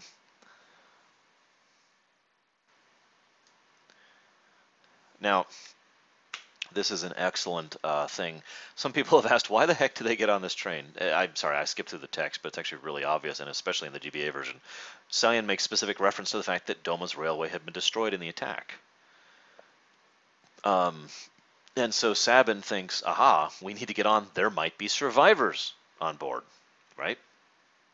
And so that's why they get on this dilapidated, broken railway that's just sitting in the middle of a forest, because they think it's one of the leftovers of the Doman Railway. Now, this is an interesting point, and forgive me for talking about this for a moment. Two things. First of all, Cyan thinks this might be part of the Doman Railway. There's only two answers to that question. One, Cyan's an idiot. Possible. I would argue it's not true, but it is possible that Cyan is simply that ignorant of technology to not understand that Doma's railway is actually over there, and this one is a completely other thing. The other possibility is Doma's railway actually did go through this area, which is what I personally hold to be true. I actually once upon a time sat down for a lengthy period of time and tried to figure out what I felt would be the, shall we say, borders of like where the actual nations would be, regardless of the cities. And in my opinion, the Doma border actually would include this forest as well as the landmass just below it, especially since Cyan was well familiar with some of the terrain in that area. So that's just my perspective. But I will freely admit that's just an interpretation, that's just a speculation. There's nothing really to back that, other than the fact that Cyan has that one line about the Doman Railway. And it is possible, as Psychotic points out, he could just be hopeful. He could just see a train, and he knows Doma has trains, so hey. This is the other point, though. I have had someone argue against me that this is proof positive that Doma is not an example of the old, even though I've given like 5 examples already how Doma is an example of the old versus the new. Because Doma had a railway. Doma had trains. Do you know how old trains are? And this was my counter-argument to him. Trains are not new. Magitech is new. Steam-powered ships are new. That kind of a thing. There's plenty of other things that are new technology, both in reality and in this fiction. Trains are an old invention. Trains have been around for a long time. However, I will freely admit that this train makes me pause and think about the setting. This is the kind of thing I think about, the world-building aspect of things. The idea that maybe this was the beginning of Doma trying to embrace the new. Maybe this was the king or the people or maybe one of the commerces in the area trying to accept the new in their own way. I don't know. But the world builder in me wonders about this railway, wonders about the fact that Doma had a railway and why they did and what caused them to do that and how they managed to push that, given that so much of the rest of Doma's society so clearly is in the aspect of the old. Now, in response to what Daniel said, I don't know if that's true or not, but I love that idea. I love the idea that this whole chunk of land, which goes all the way up to Gao's father's house and all the way down to the waterfall, whose name I can't remember, Barren Falls, is connected by this railway. Because that makes sense, first of all. It would also help them to keep in contact with whoever else was in the area. Obviously, we don't see the little townships and farmland and whatever else is on the terrain because it's a SNES game from the 90s. But I love the idea of that railway just connecting that huge chunk of land and helping them to get connected to the rest of the world. Because, just to give you an example, I would love the concept of this railway either eventually or already being connected to Nikia, to help connect to Nikia in the future. Now, if you're not aware, Obviously, it is not connected to Nikeah because there's actually a plot point about the fact that Nikeah is separate from everything, that the only way Nikeah has contact with the outside world is from the boats. But this is the world builder in me speaking again. I love the idea that Doma was trying to reach Nikeah, was trying to connect them by land, so Nikeah actually was part of the world community again, rather than just having this naval situation. Again, this is just me making up stuff, basically. I want to make that clear. This is me reading into things too much and building off of nothing. But I like the concept. They did give us this puzzle piece, though. In my defense, they did give us the puzzle piece of Doma having a railway. Also, Shadow is a ninja with a spaghetti western theme. I'm sorry, I love that song, so I am admittedly biased. Hey, Black Salamander, what's up, guys? What's up, man? How have you been? And now I must kill you. No, I'm kidding. Let's get him in the front. Actually, let's go ahead and put Cyan on the front. Okay. And yeah, as you can see, the train's obviously broken down. This would still make sense if this was, in fact, part of the Domal Railway, because as we've already established, the Empire kind of crushed the trains and the railway as they came through to invade Doma. You're right, Daniel. I forgot about that. You're right. Shadow was a train robber once upon a time. So obviously this is even older than we were already establishing. Well, it's very well hinted, Daniel, that the train was in the Doma region, ignoring the fact that this is one of 2 trains in the entire game, the other one being in Vector. We do know that Shadow, or God, I suddenly can't think of his first name, his original name. We do know that Shadow and his comrade did actually flee via Barren Falls. We also know that he ended up in Thamasa at the end of all that mess. So, you know, I like one other idea. You just gave me a great idea, Daniel. Picture this. How does Sabin know, in lore, to go this way? To go south to Doma and to take the falls to head. I like the idea that the reason he knows to escape in this direction is specifically because of the fact that Shadow's been through here when he was fleeing from his train robber days. Because remember, Shadow's the one who tells Sabin the way through is south through Doma, right? That is possible, Daniel, but I personally think that it is actually where they were. Obviously, except for Thamasa, that's pretty blatant. It is possible, though, that the railway could have been on the Thamasa in that area or something like that. But I mean, if you think about the geology, the geography. I keep saying the wrong word. I'm such an idiot. The geography of the area. There's not many other places where the railway could be, other than the Doma region, other than the eastern side of the place, because he ends up in Thamasa. That's where he ends up. Crawling to his things. Now, obviously, that's not just a hop, skip, and a jump away from the Barren Falls area, from the Veldt, but it is still closer than virtually everywhere else. Just my take on it. Okay, so let's pop into this destroyed railway. There's definitely not a thing called the Phantom Train. Now, one thing I've always liked about this, this is probably unintentional, but I like the idea that the outside is dilapidated and broken down and has holes in the ceiling, and then you walk inside and it's pristine. It looks neat and clean and everything's awesome. And I just like that that contrast. Like if in the full 3D awesome, when they the outside the train just looks like it's destroyed and wrecked and ruined, and there's spider webs and dust, and then they go inside and it just looks like incredibly neat, well kept, etc. There's no obvious holes in the ceiling, that kind of thing. I think that would really help with the, shall we say, surrealistic, spectral, for lack of a better term, aspect of the Phantom Train. I have heard that theory, Daniel. Not sure what I think about it. But I have heard that theory. And yeah, I know exactly the line you're referencing there. Oh, haha, Adet. Personally, I've always gone with a separate theory, which is basically the idea that Kefka and Gestahl used to be really good friends, or that Kefka was a strong supporter of Gestahl back in the day, back when Gestahl was just a wealthy merchant before he actually founded the Empire. And Kefka was being rewarded for his years of service by this experimentation, and then it went completely horribly wrong. The reason I like that theory personally is because I like the idea that that explains why Gestalt keeps Kefka around, despite the fact that he's Kefka, and not exactly that effective. Although, it is worth noting there is another possible reason why Gestalt would keep Kefka around other than loyalty. And that is the fact that Kefka does, admittedly, we've seen this on camera, Kefka does get results done. They're costly, they're expensive, but he does get results done. So it is possible that Gestalt just doesn't give a damn. He's just that much of a... I mean, I've said before, Gestalt is the single most evil character in this entire game. So it's very likely that he just doesn't give a damn and he has no loyalty to Kefka at all. And if that's true, that actually would make a lot of sense, especially with the theory that his unknown, his unnamed partner was in fact Kefka. Curious what you guys think of that. Everyone else, other than Daniel, obviously. Well, actually, Daniel, you didn't tell me your thing. So what do you think about that theory, or those theories, if you prefer?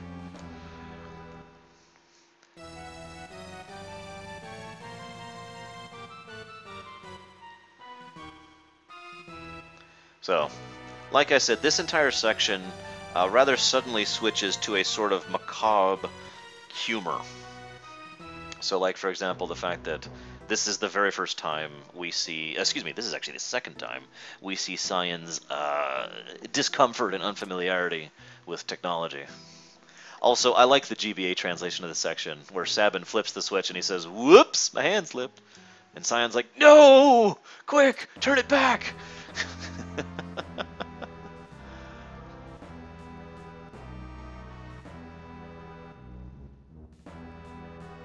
Poor Cyan. Oh, right. Time schedules. They're all blank. Hey, Zagoten. Salud. I'd also like to say that even though it's obviously done for comical purposes, I absolutely adore the idea of ghost vendors on the train to the land of whatever is next. That idea appeals to me so much. I don't even have words for it.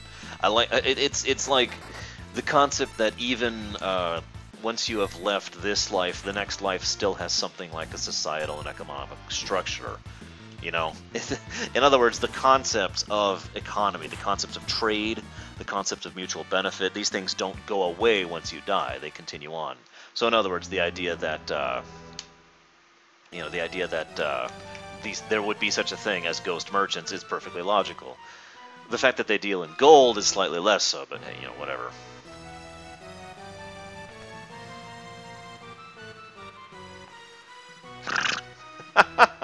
Well, we all know Gestalt is secretly a Highlander. Not really, Lex. Whoops, I screwed that up. See you around, sure you. The assumed reason why the ghosts like to join your party is just because, well, you can take it one of two ways. Either because the natural charisma of the party, again, we do have Sabbath in the party here, is enough that they're like, yeah, okay, we'll follow you. No idea what they're doing or why they're doing it. They're just following you. Or the idea that these are ghosts who just want to help. Again, remember, these are basically just people. They just happen to be dead people. So it is logical to assume that there would be people who would just be interested in helping, if they could. It also is possible that there would be people who would be like this. Now, I've given my theory on this many, many times. My theory on this, I'm sufficiently convinced of this theory that I accept it as my own headcanon nowadays. Poor Cyan. He has some charisma. Well, okay, no, he doesn't. He has some. Well, he doesn't have wisdom either. Shoot, he doesn't have anything.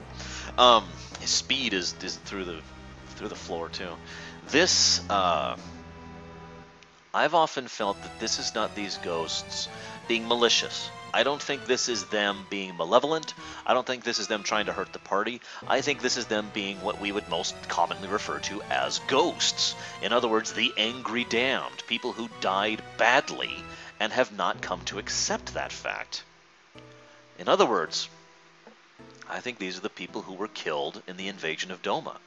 Maybe on the railway, maybe in some of the outlying towns. Maybe these are some of the people who were killed when they were on approach to the castle. We know they're not the ones who are poisoned. Those haven't joined the train yet. But look at that line right there. Every time I see that line, you can't escape. Nowhere to run. Nowhere to hide. Every time I see those lines, since like the late 90s when I first started thinking about this direction. Every time I see those lines, I think it's not the ghost telling you that. It's the ghost basically expanding on how they felt. They couldn't escape. There was nowhere for them to run. There was nowhere for them to hide, and they just died. That's, of course, just my take on it. I swear I'm not a morbid person. I mean, I'm a little morbid, kind of. Don't judge me.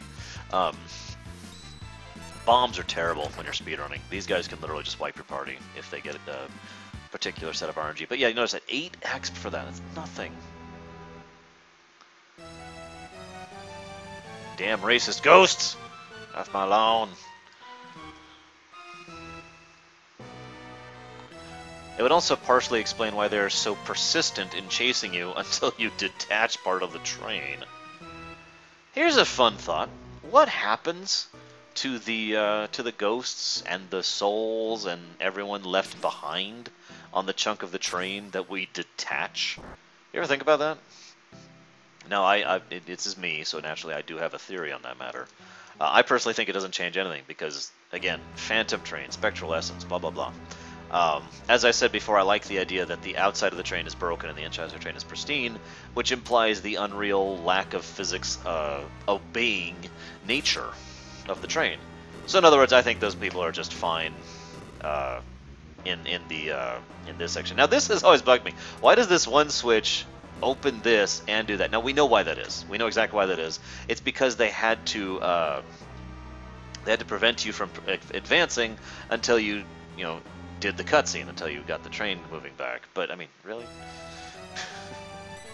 Gonna get a save in here really quick.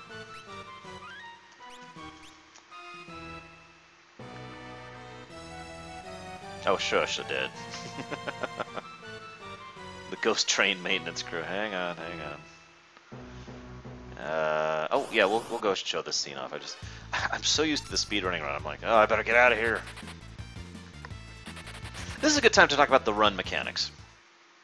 Hello, Stars of the Ocean. I think I'm going to go ahead and give a negative to the gameplay for this. I do not like the run mechanics of this game.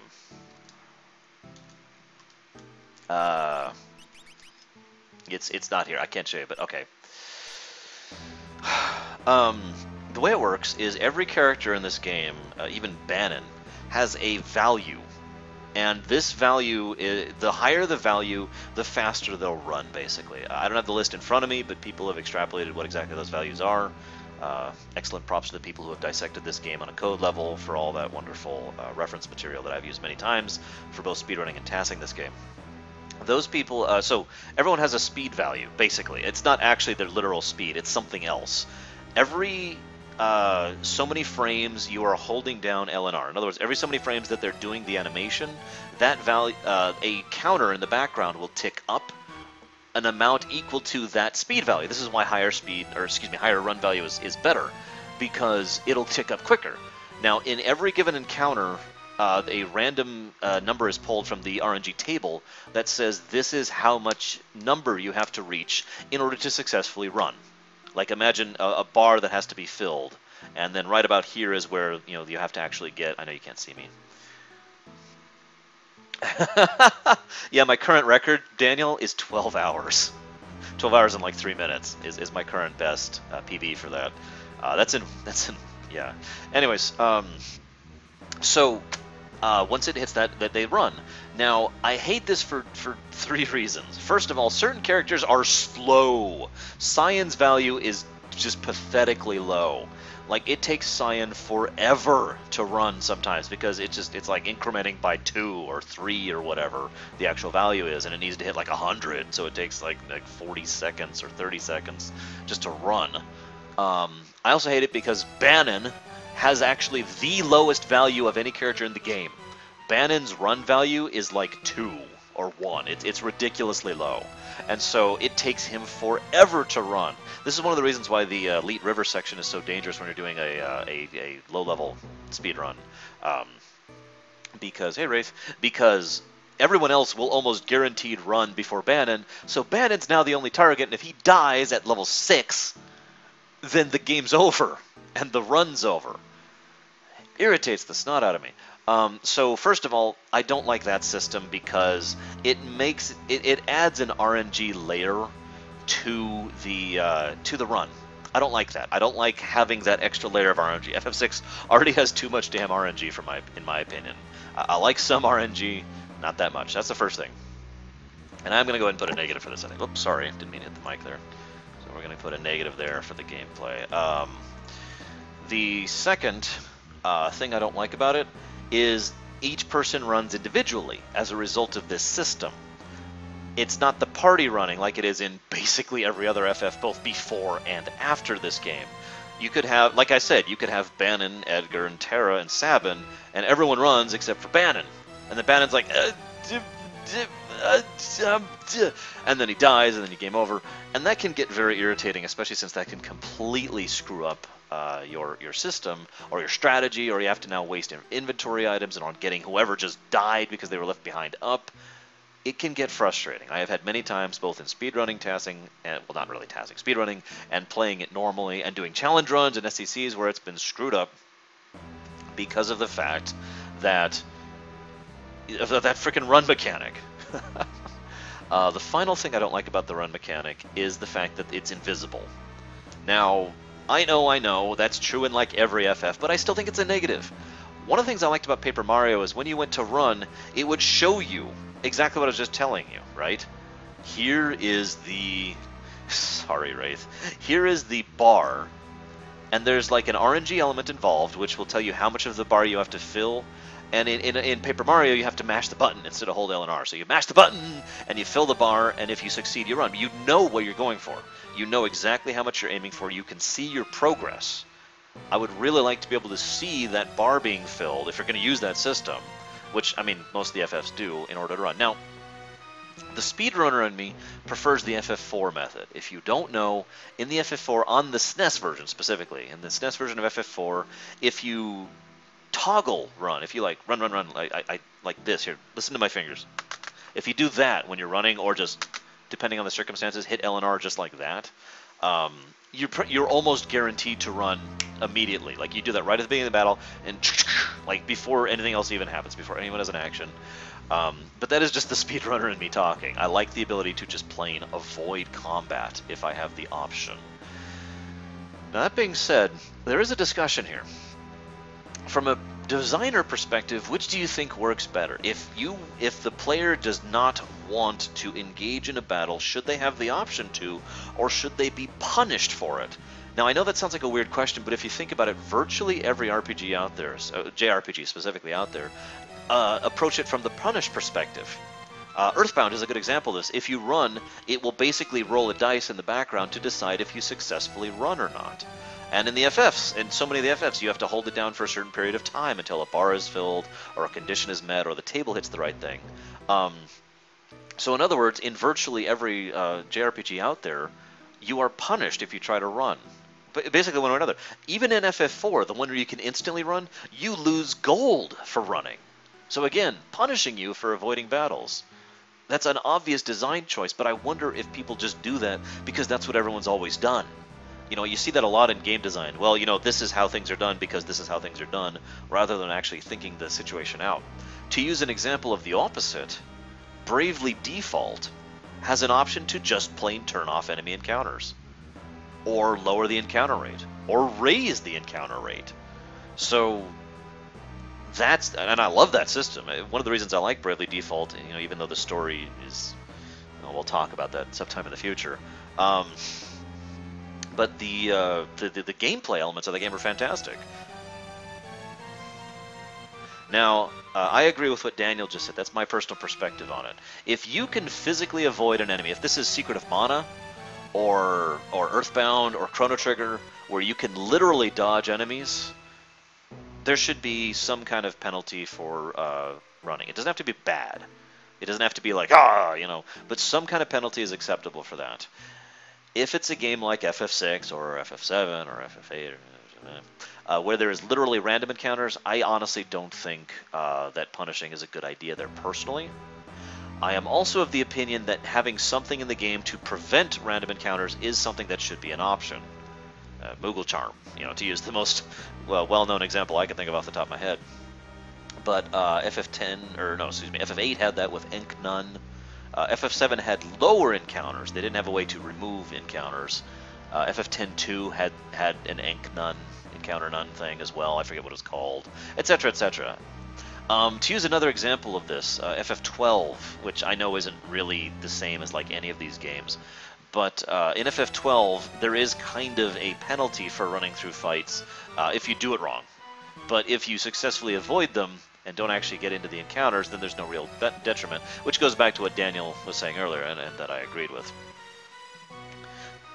So, welcome to my channel, where I like to sit in a dining car on the Phantom train and talk about the mechanics of random encounters for like 5 minutes, or how long I was just talking. Let's go ahead and have a nice meal here. Ah, food, food. Nom, nom, nom, nom. What do you guys think? Is this real food or is this ghost food? Because we don't know. All we know is that Cyan says, "Are you going to be okay if you eat this?" And we don't know if he's saying that because it's, we're on the Phantom train, or if because it is literally different food. I'd love to see, like in full 3D Awesome, what this would actually look like. Oh, awesome, Daniel. I am envious. I have not worked on an RPG in many years, and in fact, I didn't even finish the one I was working on. Gobble, snarf, snap, full heal. Oh, shush, sure you. You remember when I was playing through Dragon Age Origins, and I paused in the Origin section of the Human Noble for God knows how long to talk about everything? Hello, Silky. Hey, Chatter. What's up, man? But whoops, I didn't actually mean to do that. I did. Whoops. No, thank you. But that's why, honestly, if you asked my personal opinion, yes, I did down here. I'll demonstrate what's being talked about. Actually, my favorite is Shadows. We'll do Shadows. My personal favorite approach to the RNG encounter thing is the Bravely Default method. There's an option in the menu, no equipment, no nothing, to turn it up, turn it down, turn it all the way up, or turn it all the way down. In other words, turn off encounters. So, Interceptor, are you hungry? Aw. We all like Interceptor, let's admit it. Just be honest, I'm not even a dog person, I like Interceptor. Nom, nom, nom.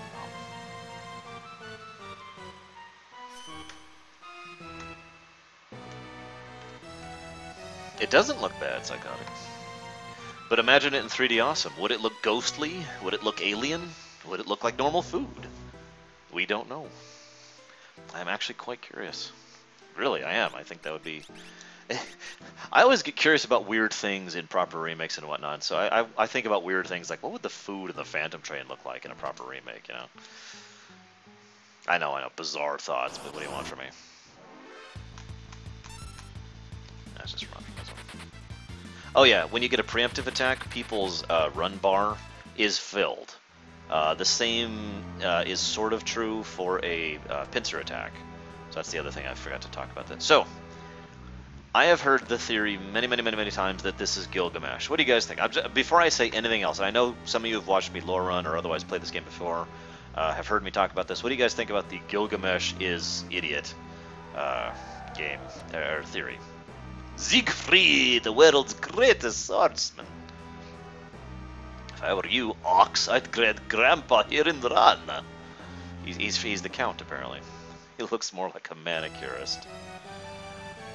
The Ox billows. Allow me to introduce my blade. Prepare for the amazing... They even play the boss music for this. Ha! Ha! Ha! Give up? You haven't fought me yet. Oh my god, the power of his attack is too much. No, I submit. I submit, Siegfried.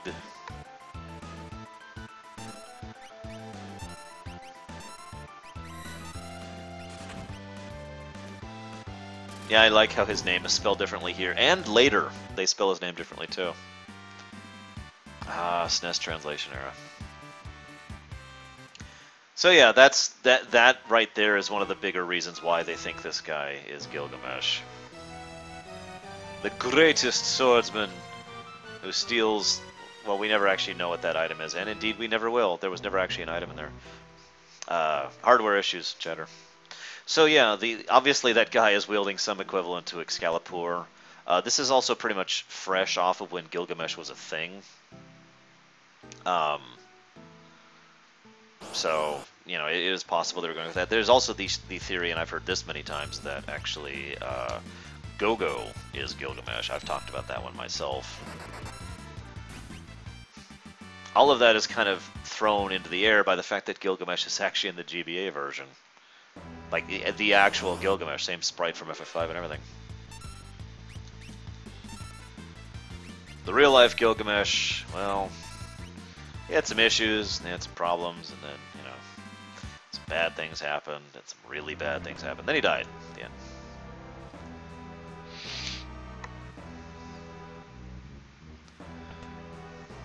Well, Samurai, I don't know. Yeah, Daniel, that makes perfect sense. Clearly. This is my personal favorite usage of Possess right here. Just get rid of this mini-boss.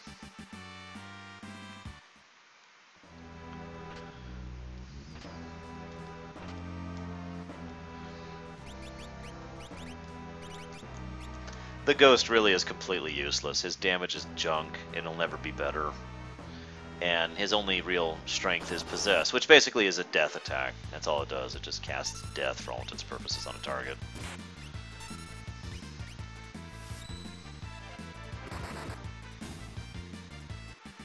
I like that idea too, Lex. Well, that's because he stopped wielding Excalibur. Psychotic. Whenever he puts it on, it's like,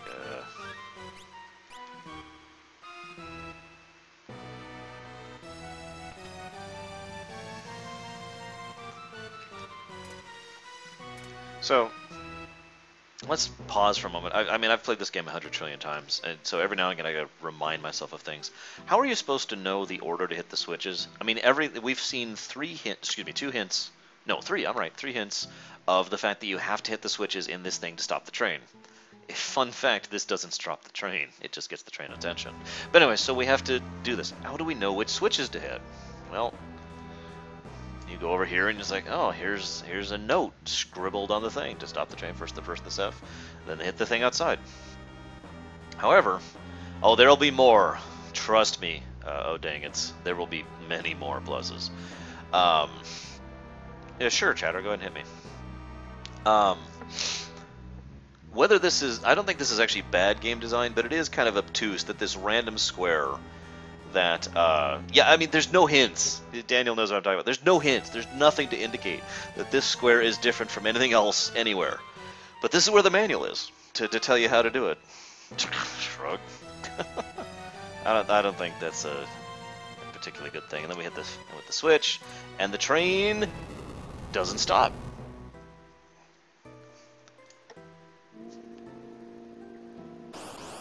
Train instead pushes you off the track and starts chasing after you. By the way, I just want to say this. Ready? If/when this game is ever remade in full 3D Awesome,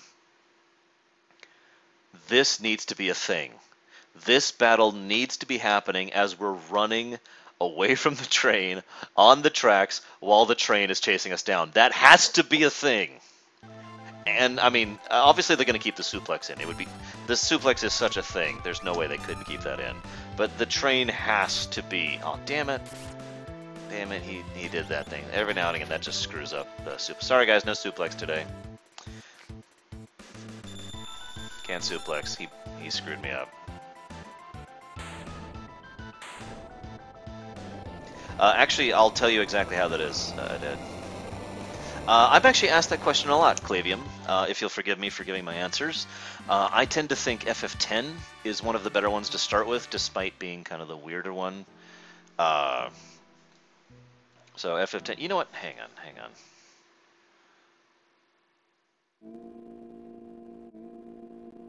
We're gonna do something real quick. I want to suplex a train, damn it. FF10 is a good one to start on. FF 5 on the GBA or 6 on the GBA are good ones to start one, but honestly, FF9 is a pretty good one to start on if you're okay with basically missing several things as a result of the fact that there's a lot of references and other things in 9 that you are going to miss because there's so many referential things in that game. But from perspective of gameplay, from perspective of a story that you can keep up with and whatnot, those are my general recommendations. I almost never recommend going all the way back to 1. 1 is one you have to go back to and then try to appreciate back in the day, so to speak. Okay, so that should be good. Yep, there we go. So, can I have a suplex? Hoi!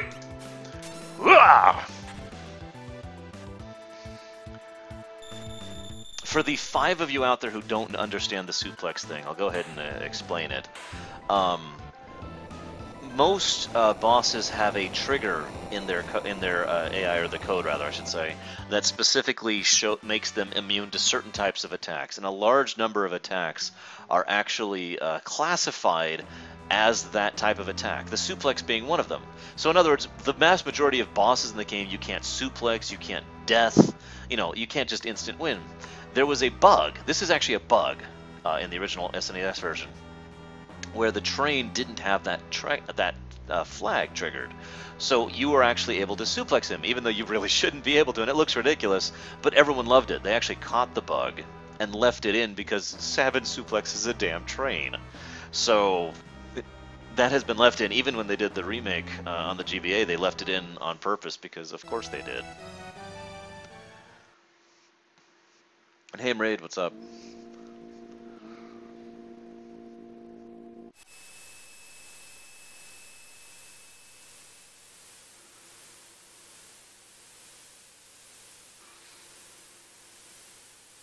This is arguably my favorite scene in all of FF6. Not even kidding. I've talked about this scene 1,000 times. That's an exaggeration, but I've talked about this scene a lot. This scene by itself deserves a story plus, in my blunt opinion. I don't even have anything else to add here. Of course they are, Daniel, but they were before too, so it's okay.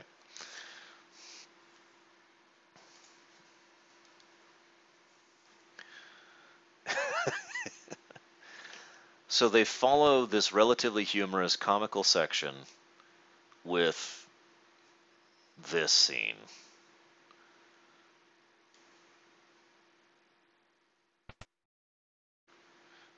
How far in are you, Mraid? And I agree with that, Brogue. So yeah, that is in fact the sprite for his wife and child. I know, it's a generic sprite, but they did bother to use the same sprite of his wife and child. They'll use it again in the Doma Nightmare section much later in the game.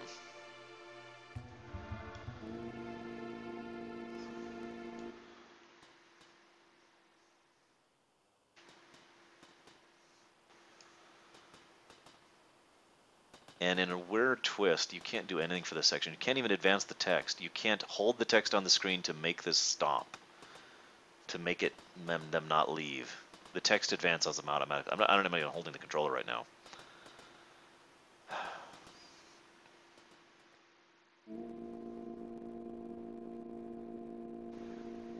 And then they do something that, and this is, in my opinion, something that is one of the greatest game design decisions ever. You can't leave this area. There's no music, there's no sound, there's no nothing. I mean, you can go in your menu and fiddle around here, but you have to pause. It literally requires you to pause so that you, the player, have a moment to really process what just happened. And I like Shadow's quote here, by the way. The fact that Shadow, of all people, would probably understand part of what Cyan's going through, right? And after a certain period of real time has happened, whether you're in the menu or not, when you're speedrunning, that's a great time to sort your inventory and whatnot. The game forces you to just sit there. It will not let you advance until you, the player, have had a moment to understand what the hell just happened, to mentally and emotionally process it. You don't really see that kind of a thing in gaming in general. I'm not even just saying, back in the day, actually, now that I think about it, even in the more modern, or excuse me, even in the older areas, you don't see that kind of thing. It's like, take a moment to understand just how horrible things are. Paragon Delta, I like that idea, Chatter. I have been reading what you're saying, I swear. So yeah, like I said, that is arguably my favorite scene in the entire game. Because of all those many, many reasons. The Sabin who dies, or... Actually, you know what, Daniel, to ignore joking for a second, I have to agree. If Sabin hadn't been Sabin, if Sabin hadn't been, a decent character, if he had been one of the jackasses we don't like in later games, a lot of the impact would have been killed. I mean, imagine Cyan there just crushed emotionally and just can't even say anything. Cyan doesn't say anything. He can't. He has no ability to function. He has no ability to talk. Imagine if Vaughn had just come up and be like, "So, that your family?" In that kind of jackass way he had, in 12. Hey, Sean. Absolutely, Lex. You kidding me? Let's answer Aded's question. Skills. Blitz. Right there. It actually tells you the exact button things right there. It even gives you a little description of what it does. Kind of vague, but right there. X, Y, down, up, left, right, left, down, diagonal, left, etc., etc. So that's how you're supposed to know it. In fact, you can actually see some of the sword text there too.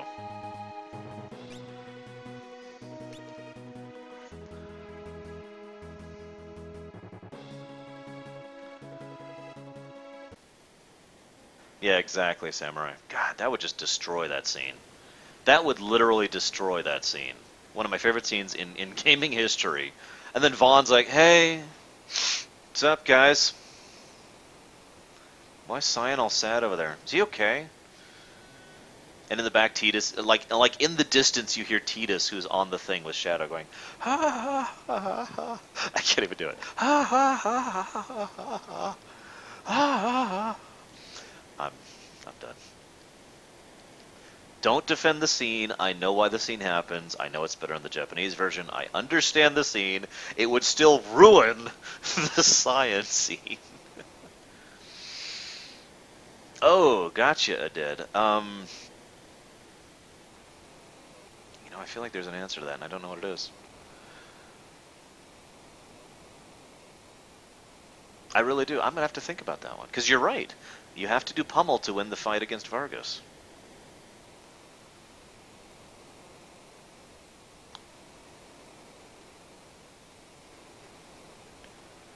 I know there's an answer to that question, but I don't know what it is. Because I knew it the first time I did it. I don't remember ever being stuck on Vargas. Maybe it was in the manual? Huh. Someone help me out. Does anyone know how you're supposed to know how to do that pummel the very first time?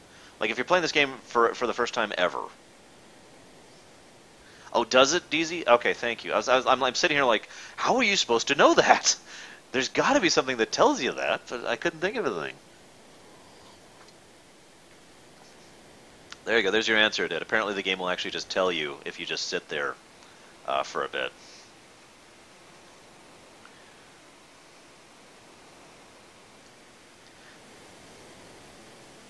Paragon Delta is a cool name, just as an aside. So, another little fun fact of code. I know, like, all of you have seen this because you've seen me speedrun this game, but there's a real-life timer here, and there's no benefit to fighting these things, so I'm just going to put the controller down there. 1 minute, 60 seconds has to pass with the in-game timer before it'll actually spawn the boss. After 60 seconds has passed, the next enemy spawn will spawn the boss instead of another random pack of these stupid piranha things.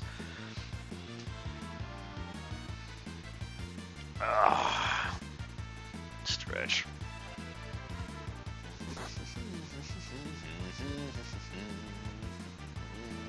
This is another thing that I would love to see in 3D Awesome. By the way, this doesn't get as much attention, for lack of a better term, as the running in front of the train thing, for obvious reasons, but you have to admit, fighting a battle while plummeting down a waterfall actually sounds really, really cool to me in full 3D Awesome. Like, you're like, ah, bah! And like, instead of just running over and hitting the enemy or whatever. I picture like Sabin like trying to half swim, half fall to the other side of the waterfall to punch the enemy. That just sounds cool to me. That's how I would do this scene if I had infinite time and money and all that fun stuff to actually make such a thing happen. So yeah, we're right up to Rise of Pass. Rise of Pass is another bastard for speedruns. He has like no health. He also has I think a 1 in 8 chance to randomly just basically kill you with El Nino.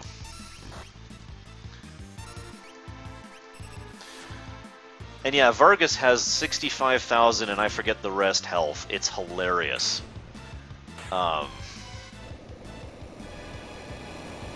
And yeah, I've actually played one of those randomizer ROM hacks of 6.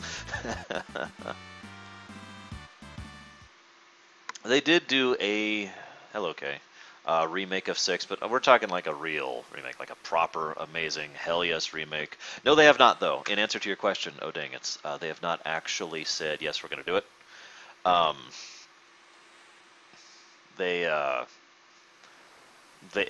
One of the people in charge wants to do it, and that's basically all we've got.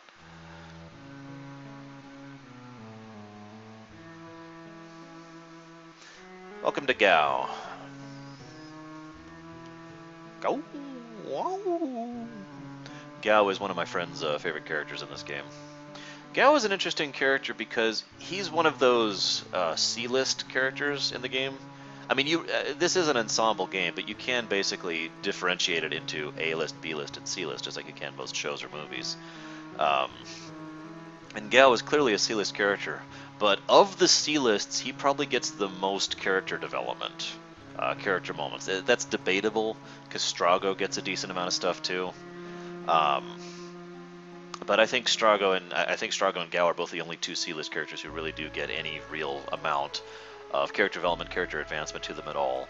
One of the things I like about Gao personally, and this comes across a little bit more in the original Japanese text, of course, because the fact that Japanese text is stupid, or not stupid, but I mean, the layers and tonality, all the things I mentioned earlier can be in it. Gao comes across as someone who really is a child in mentality and emotional maturity, and basically has no idea how to function. What do you mean weeks, Chad? It's only been like a week as of this point. In the ability to properly emote and take care of himself, but he's of course on side with that has Daniel has the strength and skill and cunning necessary to have done what he did. Remember, this is a kid who survived the Veld. No one took him in. No one trained him. He had no magical prowess. He had no nothing. He just somehow managed to endure and survive this. And that says a freaking lot about Gao right there.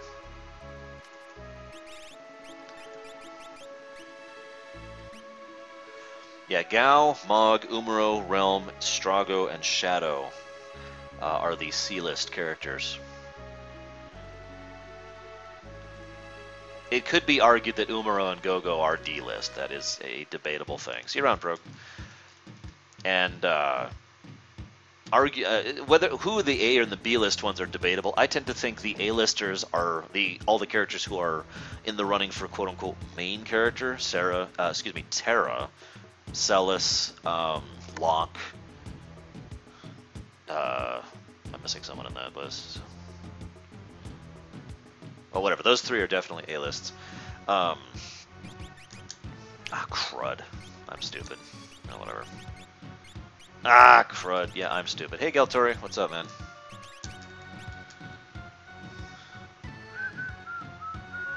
I missed something about FF Tactics. Could you repeat that? Whoever said that? Why am I... Oh, no, I know what I'm doing. Oh, and Edgar. I was missing Edgar. That's the other one I was missing. So yeah, Edgar, Locke, Celis, and Terra are, in my opinion, clearly and definitively A-listers. Who is after that in the B-listers? That's more debatable. Like, for example, is Sabin an A-lister or a B-list?